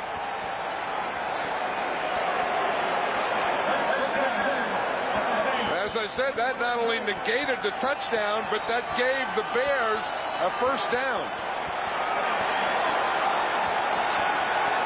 Massey called for offside.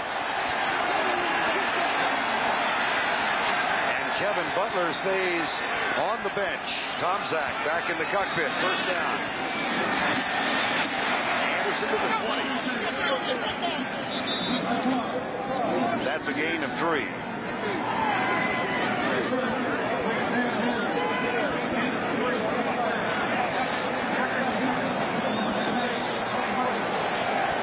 Yesterday, we all saw a fumble recovery, return for a touchdown, negated by instant replay. And here's the reverse angle. There he is right here, number 40. Now the ball's on the 28. Now look where his hand is right here. You can see that his hand was lined up over the 28-yard line. 2nd down and 7 from the 20. 10-3 is still the score. Short setup. Tomczak Goes back to the left side and throws it incomplete at the 5. Now that one there was just good defense by the Saints because there was no one open. Tomczak looked to the right, looked to the middle, and then he just threw it away to the left. Everyone was covered. And again, there may be those of you who joined us in the second half wondering about the 91 on the Bears jerseys. Fred Washington, their teammate, killed in an automobile accident shortly before Christmas. So in his memory, all of the Bears are wearing number 91. Tomczak was up a little, he had a little confidence going, and now he's just thrown 7 incomplete passes in a row. So confidence is something that can be like a roller coaster. He was either waiting for the signal or waiting for a player to come in. At any rate, the Bears use a timeout, and Mike Ditka is not pleased. You know, these people who call, they feel like they want to be AT&T. They say, well, we've got AT&T quality, we've got AT&T. And Tomczak on a draw play, up the middle. First down at the 11. A gain of 9. Yeah, that's where the Bears have had most running success all day, is right up the middle. On that same play, that draw type of play. And that's what Ditka loves. He loves a running game. And watch that, where they just open up, they just turn their men in, they turn their men out, and that opens a wide hole for Brad Muster. But they've had most success running that middle area of the field today. Which means Hilgenberg, Thayer, and Bortz are having fun in that center area. Here's Tomczak back into the flat incomplete. That's 8 consecutive incompletions now for Mike Tomczak. Yeah, I think they better go back to just running Neil Anderson and Brad Muster and keeping the ball in the ground. And if you watch Mike Ditka, when he's calling the plays, that's usually what it's going to be. 74 yards up the middle. That is the area of the field that is of most concern if it freezes.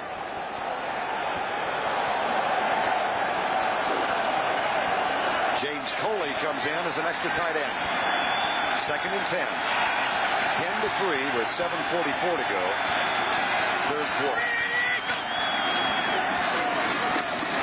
Anderson to the 7. Neil Anderson. Come on, here.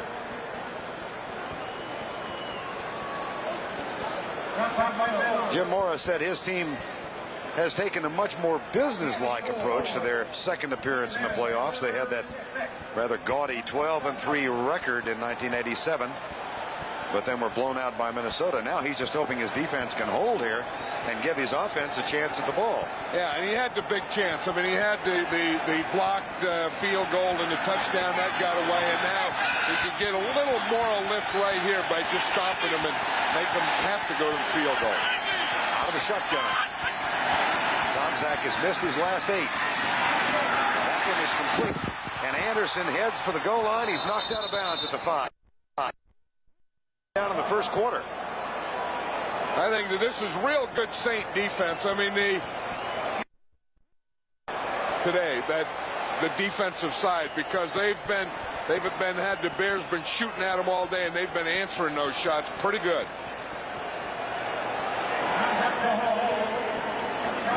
So once again, Butler is on, this time from 22.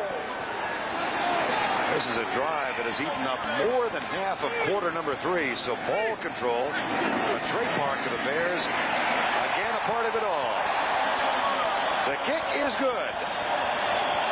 And the shits. They come out with 3, and Dalton Hilliard makes his first kickoff return of the year. And his first appearance since he went down with an injury in week 6.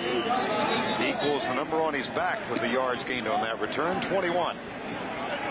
And John Forcade comes back in at quarterback. He replaced Steve Walsh on the last Saint offensive series before the half. You know, you just look at just what happened on that last series as we see Dalton Hilliard come into the game for the first time since the 6th game. But kind of reminds me of the Philadelphia game yesterday when they had that touchdown and brought back, and then the Redskins got the field goal and then went on to win the game.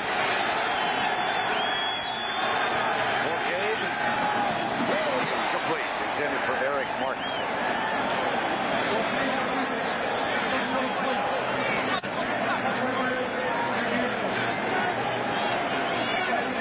They get the ball with 6:20 to go in the third quarter. Well, that's what ball control, and then you got strong defense, and you try and get it right back, and you can really take a whole quarter of football away from a team. 2nd and 10. I'd like to see him ram Ironhead Hayward in there a few times. He's only had 2 carries for 4 yards. And he'll block this time for Dalton Hilliard, who bounces off a tackle and is knocked out of bounds by Bestie Jackson. And there's a same player down at the 35. I'll tell you one thing about Dalton Hilliard, and I remember Ronnie Lott telling me this, who I always, you know, when you think of the tough guys in the league and the tough tacklers, you think of Ronnie Lott. And he told me once, he said the toughest guy to tackle is Dalton Hilliard. He thinks that he is the toughest running back in the National Football League. He said he has so much power in those legs that when he hits you, and we just saw it on that one, when he hits you, he said he knocks everything right out of you. That was a gain of 9, leaving the Saints with a 3rd and 1. They're still looking for their first 3rd down conversion. Forcade almost looked like a run-pass option. And now it's a throw-it-up-for-grabs option. And who came down with it? Greg Scales, the Saint tight end. I'll tell you, that was an ugly play, too. That looked like Anderson's pass. That looked like it took so much time, though. He went on a fake, and he went out there, and then there was nothing else to do with it. So he just threw it up high. Scales just comes down. That's a heck of a catch, though. Coming down and seeing that ball coming over the top of your head and catching it like that. I didn't think Forcade was ever going to get rid of it. Greg Scales, that's a 31-yard grab. And it would appear that Instant Replay wants to take a look at it for some reason. I think this will set a record for wild card plays of Instant Replay looking at plays. But Forcade, he had to throw that there. There was a guy hanging on him there. And look at this catch by Scales. He has that ball. Geez, you got to give him that. You can't take that away from him. What do you want? I don't have any idea what they're looking at. Umpires Art Demis. Jerry Seaman's mic not working. Well, we can interpret that. The play stands. You know what I like about Jerry Seaman, though? He's so disciplined. The mic hasn't worked all day, but he still pushes the button on and off. He's gonna get home tonight. Honey, how did I sound? He knows how he sounds. You say, I didn't hear a word you said. Here's Hilliard.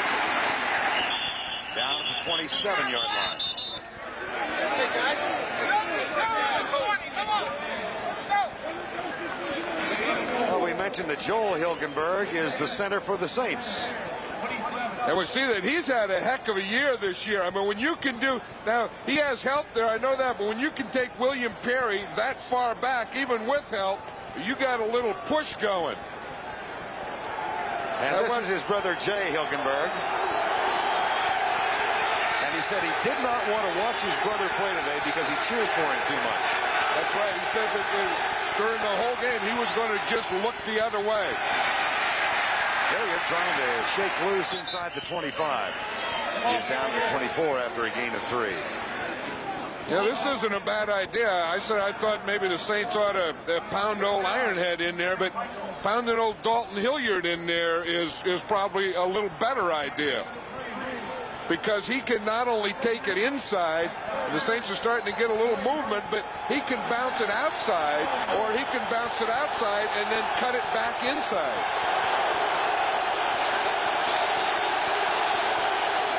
3rd and 3 with 3:40 to go. Quarter number 3. Forcade almost picked off. Sean Gale comes up with it. Forcade arguing. Forcade was saying if someone was being held because he looked like he had to double clutch it. John Forcade looked like he was ready to throw it, then he pulled it back and then threw it again. Sure, what he's arguing that the guy that he was going to throw it to was being held. And that brings on Morton Anderson. And he is kicking into a 15-mile-an-hour wind. Yeah, you there's see the the guy. complaint. That's the thing that he was talking about. Ron Rivera was holding. That's who he wanted to throw to. So he had to double pump it. Tough kick, 42 yards into the wind. Blocked. And picked up by the Bears. Well, how about that? At the beginning of the quarter, the Saints blocked a Bear field goal. Returned it for a touchdown, negated by a rubber side, and now Anderson is blocked. Well, you know, one thing, when you're kicking into the wind, you want to get everything behind it. So sometimes you try and kick it low into the wind. Well, when you kick it low into the wind like a golf shot, then a guy like Trace Armstrong has a chance to jump up and knock it down.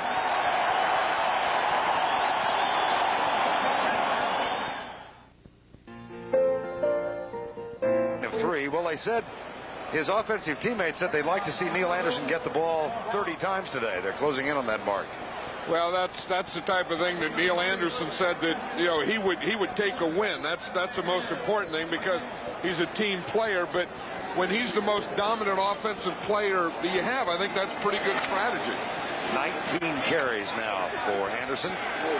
88 yards, and the clock continues to roll. 2:49 to go, third quarter.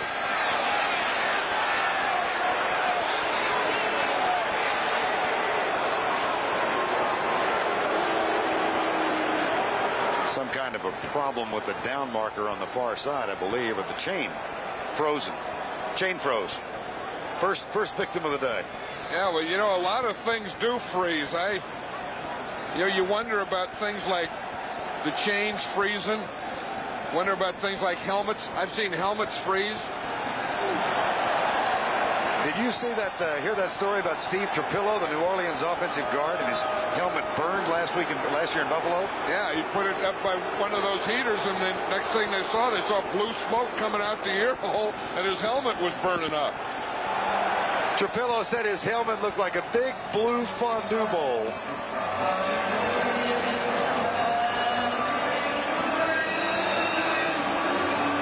You see Mike Tomczak back there. What they do is, a lot of times it's really funny how you'll call a snap count in the huddle, and then everyone's concentrating to play and they forget what the snap count is.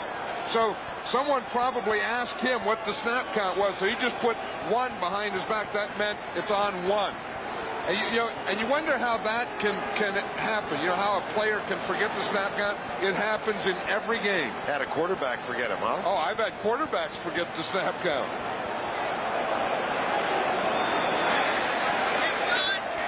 Give you an update on the Steve Walsh injury. We are told now from the New Orleans bench that Walsh, who is out with a sprained right shoulder, will play in an emergency situation only. Bortz and Thayer on either side of Hilgenberg on second down. Tomczak across the middle. Brad Muster with a catch. And that's a Chicago first down at the 37. Johnson and Mills make the tackle, but the gain is 10. Brad Muster's a guy who really fits in well with this Chicago Bear offense with Neil Anderson, because he's an unselfish player. And when Neil Anderson is going to run, he'll block well for him. If you need a pass receiver, he's a good pass receiver out of the backfield. And you don't have to give him the ball a heck of a lot. Muster having by far his best year, both receiving and rushing. And you saw he leads this Bear team. Anderson, by the way, is second. Davis is third. Here's Anderson's 20th carry. 57 the number. Would that it was 57 degrees. Ricky Jackson makes the tackle. Now watch, now the Saints know that they have to stop him.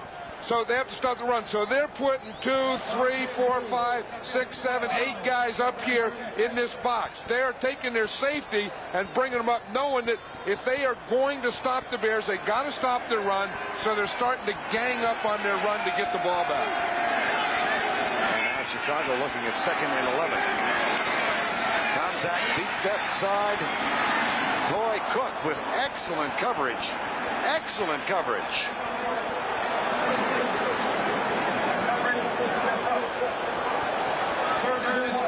Degrees now.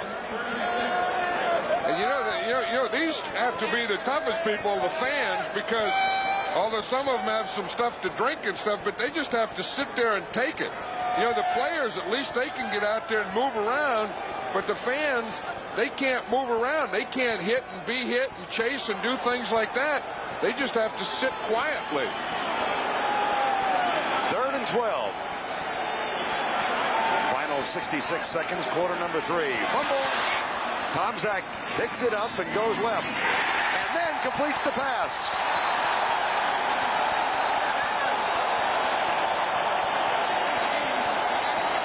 A gain of 13. And Jim Covert struggles a little as he gets to his feet. That may be one of Tomczak's best plays of his life. Watch this. He's in the shotgun. The ball is snapped. It's low. He has to get back, pick it up. He has good pass protection, and then come back and throw a shot like that out there on a 3rd down for a completion. That is a heck of a play.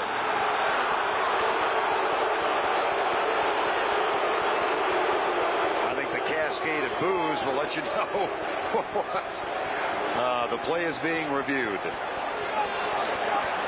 They want to see if Wendell Davis had both feet in bounds. Well, they already broke the record for wild card games. Of course, they have more wild card games this year. Well, they want to put it out of sight. But this group was doing well. And then the mic doesn't work.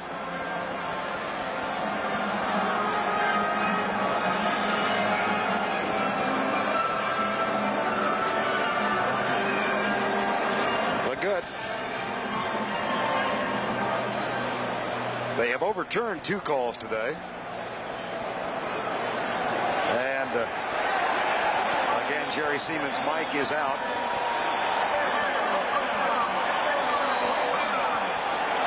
Glenn Ellen Sanders from the 40 to 50-yard line. Final 35 seconds of the quarter. Anderson trying to go over 100 yards for the day. He's done it.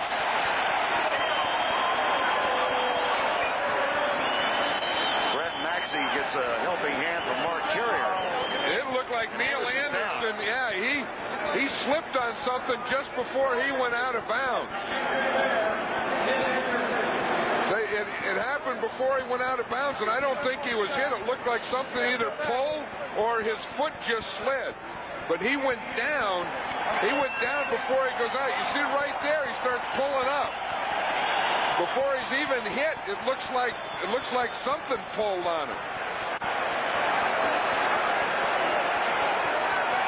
Would that have been a hamstring? It could have been a hamstring. I mean, it has the looks of a hamstring. Brad Mustard gets the carry on 1st down from the 39, and Mark Green has taken Neil Anderson's spot. Well, we'll get an update on the Neil Anderson injury as he is out at least momentarily. That's the end of the 3rd quarter with our strange-looking thing. Quick healer. Well, we said he played with a multitude of injuries. And Jim Wilkes makes the tackle. Now the report from the bench is not a thing wrong with Neil Anderson's legs. He stubbed his elbow. Well, you know, it's probably so cold out there he can't feel it anyway. And when you're going in a game like this and you're going for a wild card game and you know that if you win, you get to go to New York and play the Giants next week, you don't worry about things like sliding and slipping and stuff.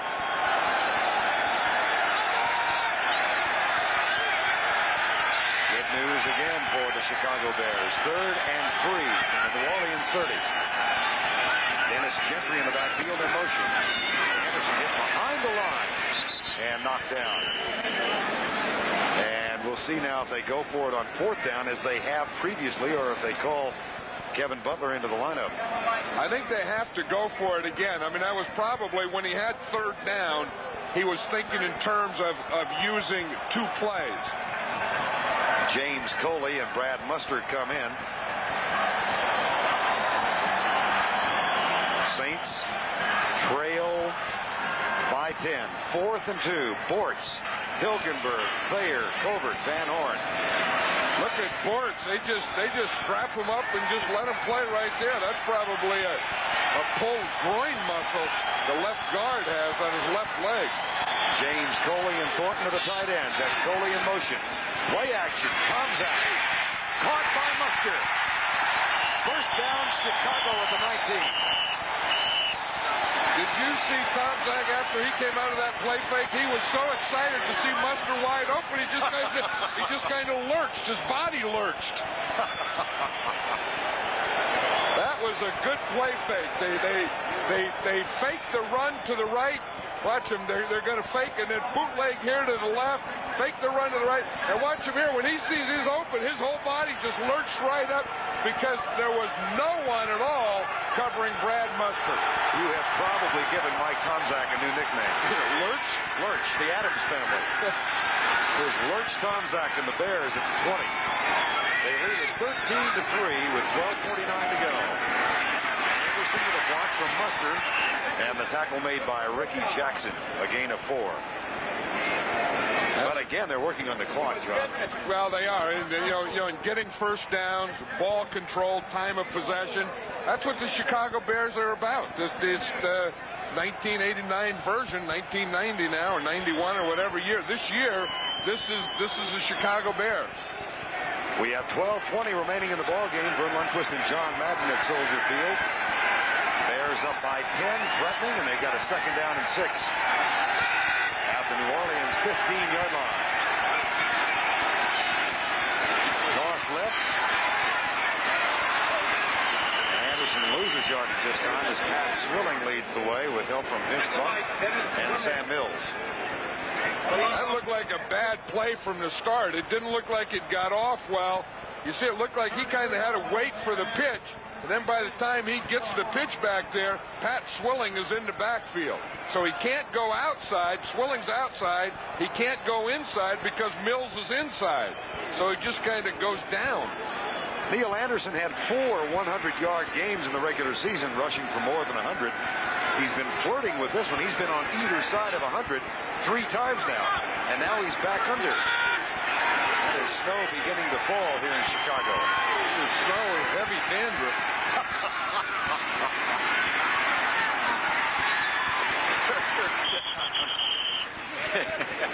Gentry with the catch. And that will bring up 4th down. That's a gain of 3. Now let's see if Butler comes in. Yes, he will. Kevin Butler told you yesterday and me today that he about the middle of this field at Soldier Field.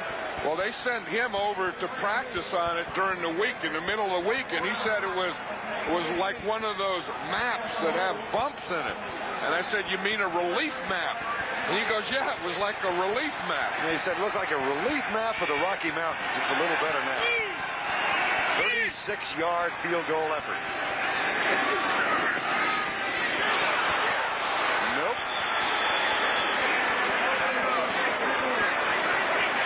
10:31 remaining in this ball game at Soldier Field, and the lead is still 10. Pulled by Kevin Butler.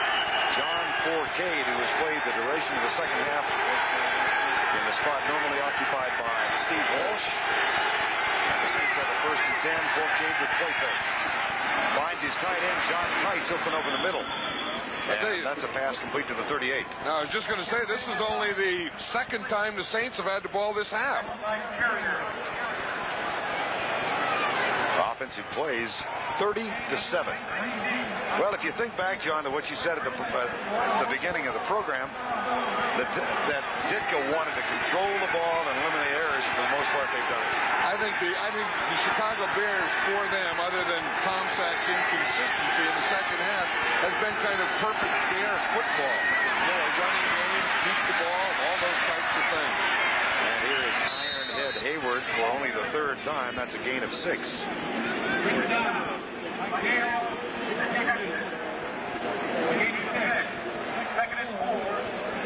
Jay Hilgenberg, Mark Bortz.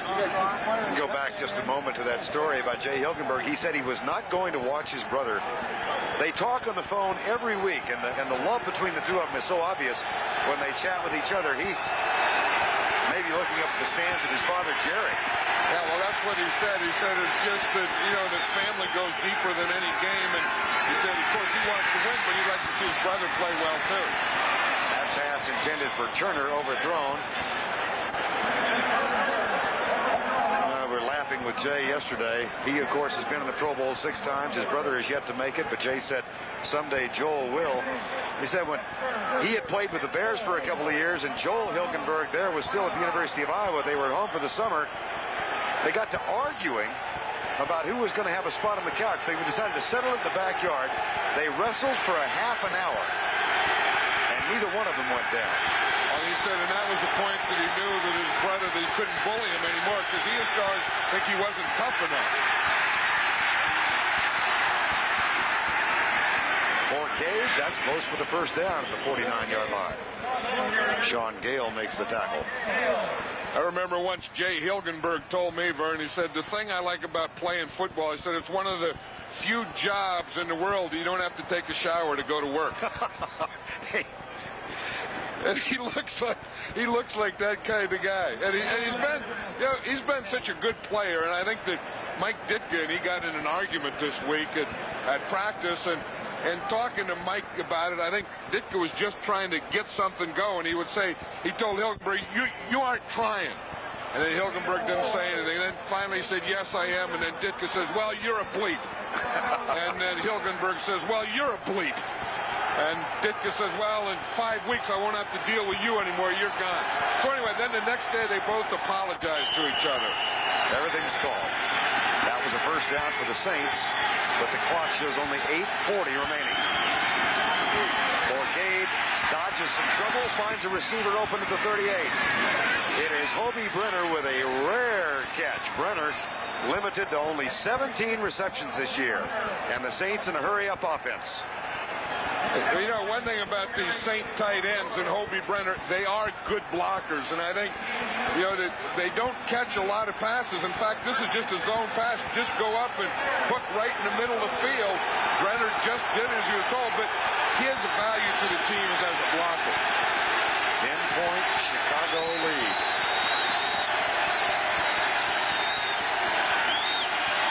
Forcade, blitz coming from Roper. 2 receivers in the same area, both Martin and Perryman, and 3 Bears were back there. There's just 5 guys there. Watch them. There's 2 Saints and 3 Bear defenders and a jump ball. Looked like Perryman almost had that ball there. Brett Perryman in his 3rd year. Jim Mora told us last night, he says that he likes his wide receivers. He said he thinks they're pretty good. It's just that his passers really aren't efficient now. And, of course, Forcade not expected to play in this game. Steve Walsh out with a shoulder injury, latter stages of the first half. Forcade, slant pattern, drop. Oh, boy, that won't help. He won't like his receivers much after that.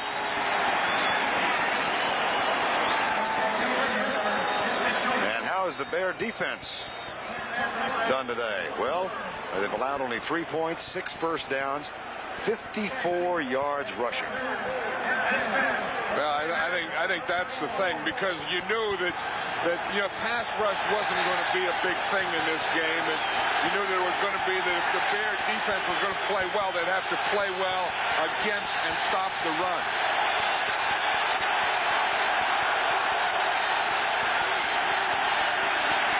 Shotgun, Forcade. For Lonzel Hill, incomplete. John Mangum, who began the day with an interception, knocks away what may have been the last serious New Orleans threat of the afternoon. As you said, that's 2 big plays by Mangum early.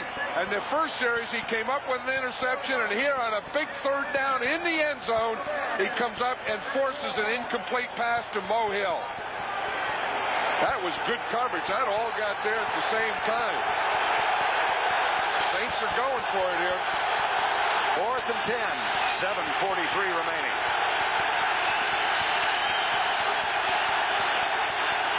Four-man rush. Forcade pulls up and fires it down to the 12. There is a late flag. There it is. Oh, that was a very late flag. He couldn't get it out of his pocket. I had my eye on him the whole way. Is that what it was? It was frozen. I was going to say, he threw it after you said there's a flag. was wrestling with it, and it was stuck. Oh, if there's anything you never want to do is get your flag stuck. This game would have been over. Remember the situation here. This is a 4th down. This is a 4th down. They called it right there on Carrier. He did. 1, he was there too early, and 2, he hit him right in the head.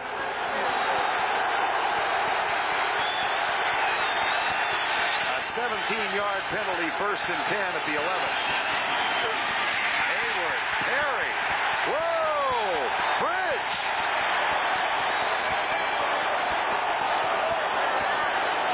That's a heavy meeting. Well, I think they could feel the momentum going away from them. When the 4th down, they get that penalty. I think someone had to say, hey, look, we got to get mad here. If we want to play another week, we can't let these guys do what's going on here. And watch, this is load against load. I mean, there's 2 guys that all their life people have been saying, hey, lose some weight. Incomplete. 3rd and 10. Now we have a fired-up Bear defense. Sometimes you say, oh, they're fired up, they're fired up. This is fired up. But this Bear defense is coming after them. John Forcade with modest numbers. He is 3 of 11. William Perry will leave the field. Mickey Pruitt has come in as Chicago will go with 4 down linemen, including Pruitt. New Orleans 0 for 6 in 3rd and more than 7. 0 for 7. Is there another flag? Yes. On Carrier again.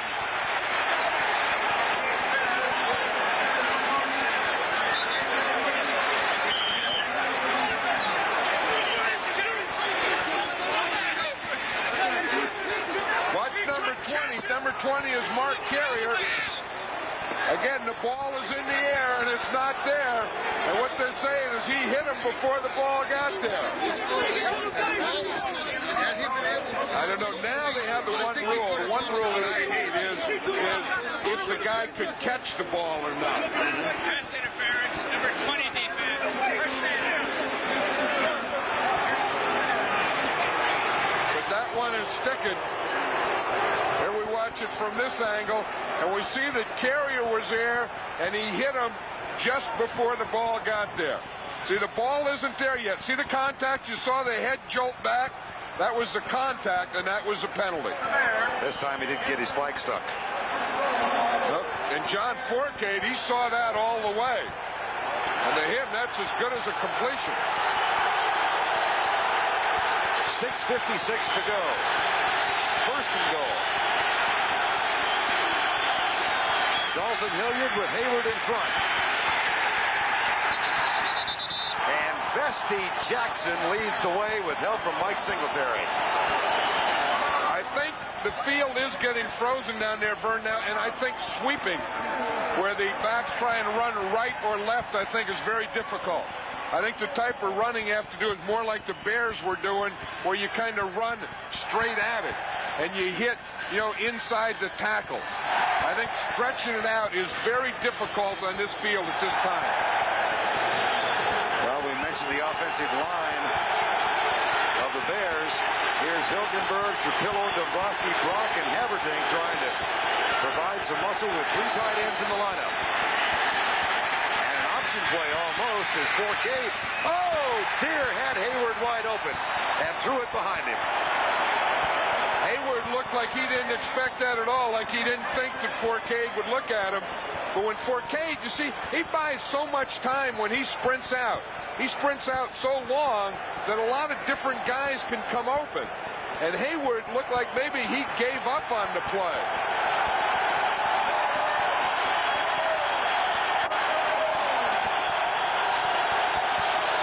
Play of the drive. 32 of the yards on penalties called on Mark Carrier.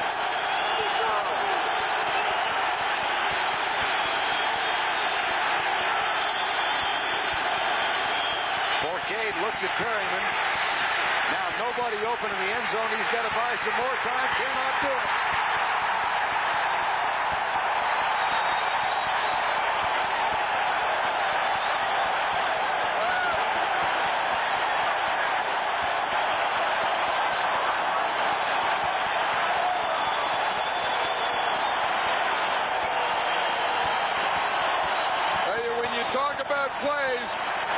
Trace Armstrong may have made the play of his career right here.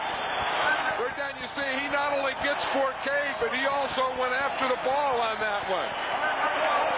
Watch John Roper.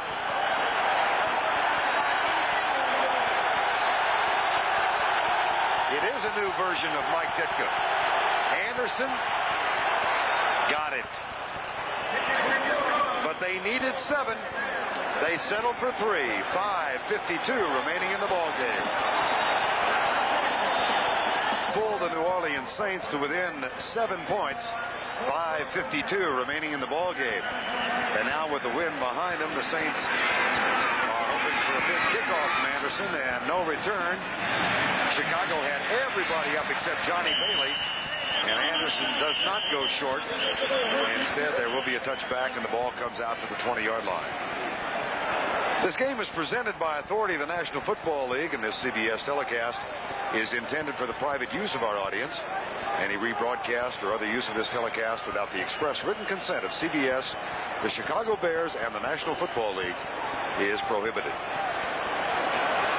Ground game has worked well for the Bears throughout the day, and now, no doubt, once again, they will look to the talents of Neil Armstrong. This is where they need it. This is where they need their running game, because they cannot afford a mistake or a turnover in this area. Anderson gets the call. Covert misses the block, and Sam Mills and Vince Buck collaborate for the tackle. A loss of 1. See, that's good defense by the Saints. Now Mike Ditka was saying last night that he thinks that against the Saints, and this guy here over the years has made so many big plays for the Chicago Bears. Dennis Gentry, just coming back off a turf toe. You always forget him when you think of the players and the big plays, but in big games, this guy will invariably make big plays. One of the biggest of the night, a 38-yard gain, a first down at the 42. And now Brad Muster nudges his way over left guard behind the block of a pulling Tom Thayer. You know, the big thing about that throw and that catch is it was into the wind. And we saw how much trouble the kickers are kicking into that wind. To be able to pinpoint and throw a pass like that was really something. That was a backbreaker for this man. Kurt Becker has now taken Mark Bortz's spot at left guard, number 79. There's Kurt Becker. Second down. The clock at 3:28. Muster with a great job of holding on to the ball, and in a foot race with Brett Maxey making the tackle and saving a touchdown. That's a 28-yard gain. That's the thing they can do. They can pound Anderson, bring him inside, bring him outside. Then you say you got to stop Anderson, and then they hand it to Muster.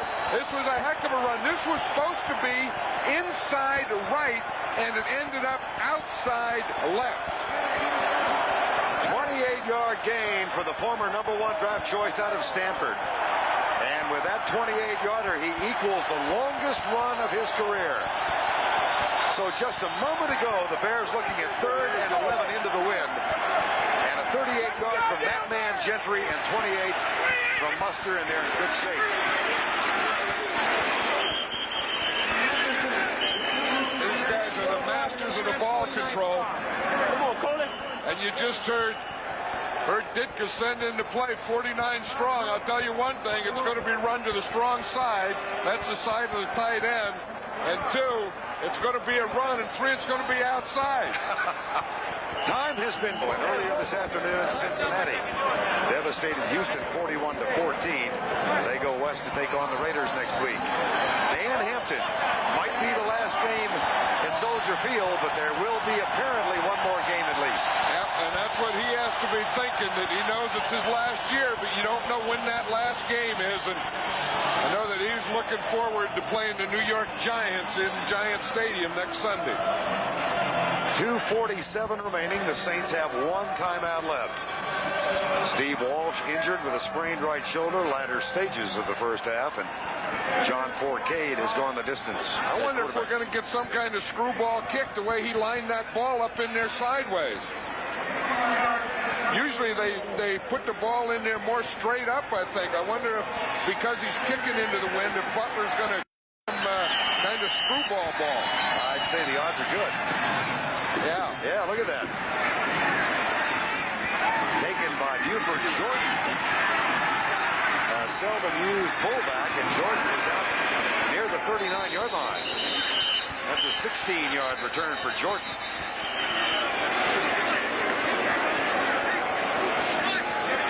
So this New Orleans offense, which had hoped to gain most of its yardage on the ground, now must rely on the passing game. They can't afford to kill the clock.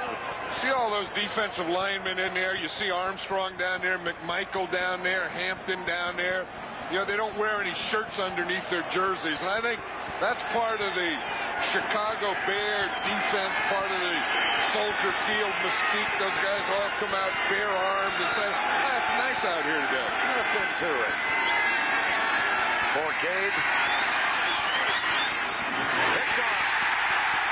Intercepted by Sean Gale. Hit from behind and down at the 31.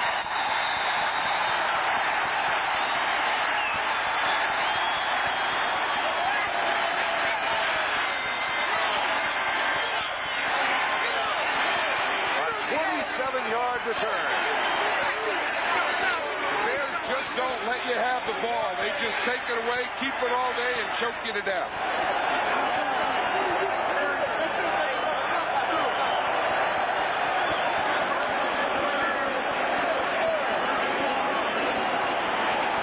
Jim Morrissey with the congratulations. Well, Chicago, winners of the World Championship after the 1985 season, defeated here in their last playoff game against San Francisco in '88, 24-3.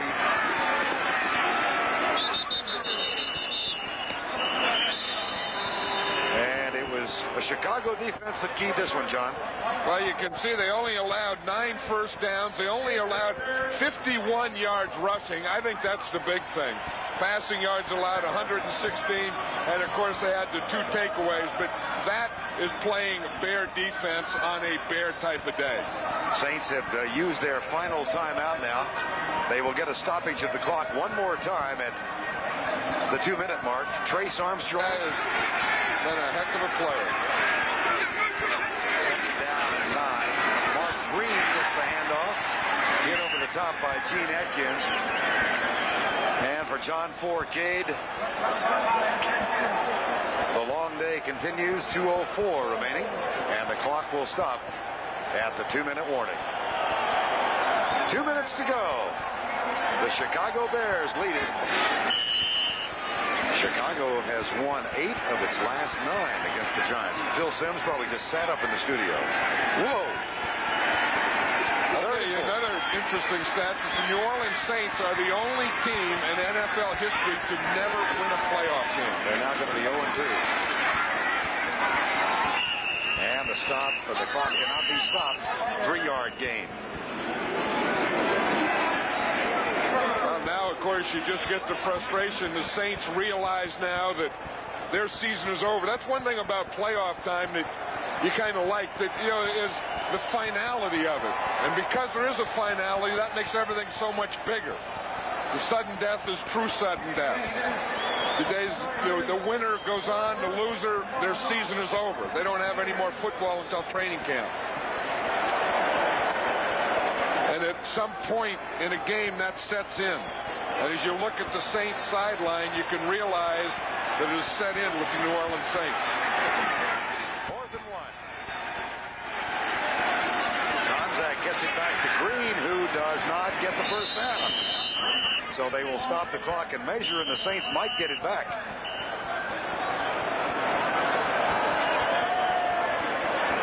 Jerry Seaman. What if Jerry Seaman is still going to click his mic? His mic hasn't worked all day. The game is just, nope, he didn't do it. Procedure call against Chicago. I want to thank our producer today, Robert Stenner. Today's game directed by Sandy Grossman, our associate director, Mike Frank, John Coleman-Sperger, and Phil Dean. The senior producer at CBS Sports, David Winter. Our coordinating producer of the NFL, Ed Gorin and Charles H. Milton III. Our executive producer, Ted Shaker, who's here with us today. And up in the booth, Carl Schlicksbeer, Dave Yaggy, Joe Cash, Rich Nelson. And Jay Hilgenberg, Siemens in control. Get back.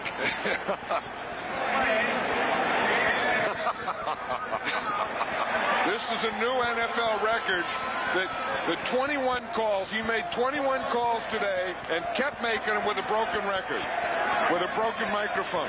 This is his 22nd. And he's still talking. That's it. 22 times with a broken microphone, he made the call. That is a record that will not only be playoff record, a wild card record, that's a record for any game ever played. They may be talking about that years from now. Well, Jerry Seaman will be, because he's going to be the head of NFL officials next year, taking Art McNally's place, who's retiring. 1:02 remaining. Must be up the middle. And the Saints will get it back on downs with 55 seconds to go, and of course 5 seconds away. Handoff goes to Gil Fennerty, who surges up the middle. The problem with this is that they cannot stop the clock. 45 seconds to go. So the Chicago Bears will go on to take on the New York Giants next Sunday on CBS. And for the Saints, they struggled all year, finally got to 500 in their last game of the season.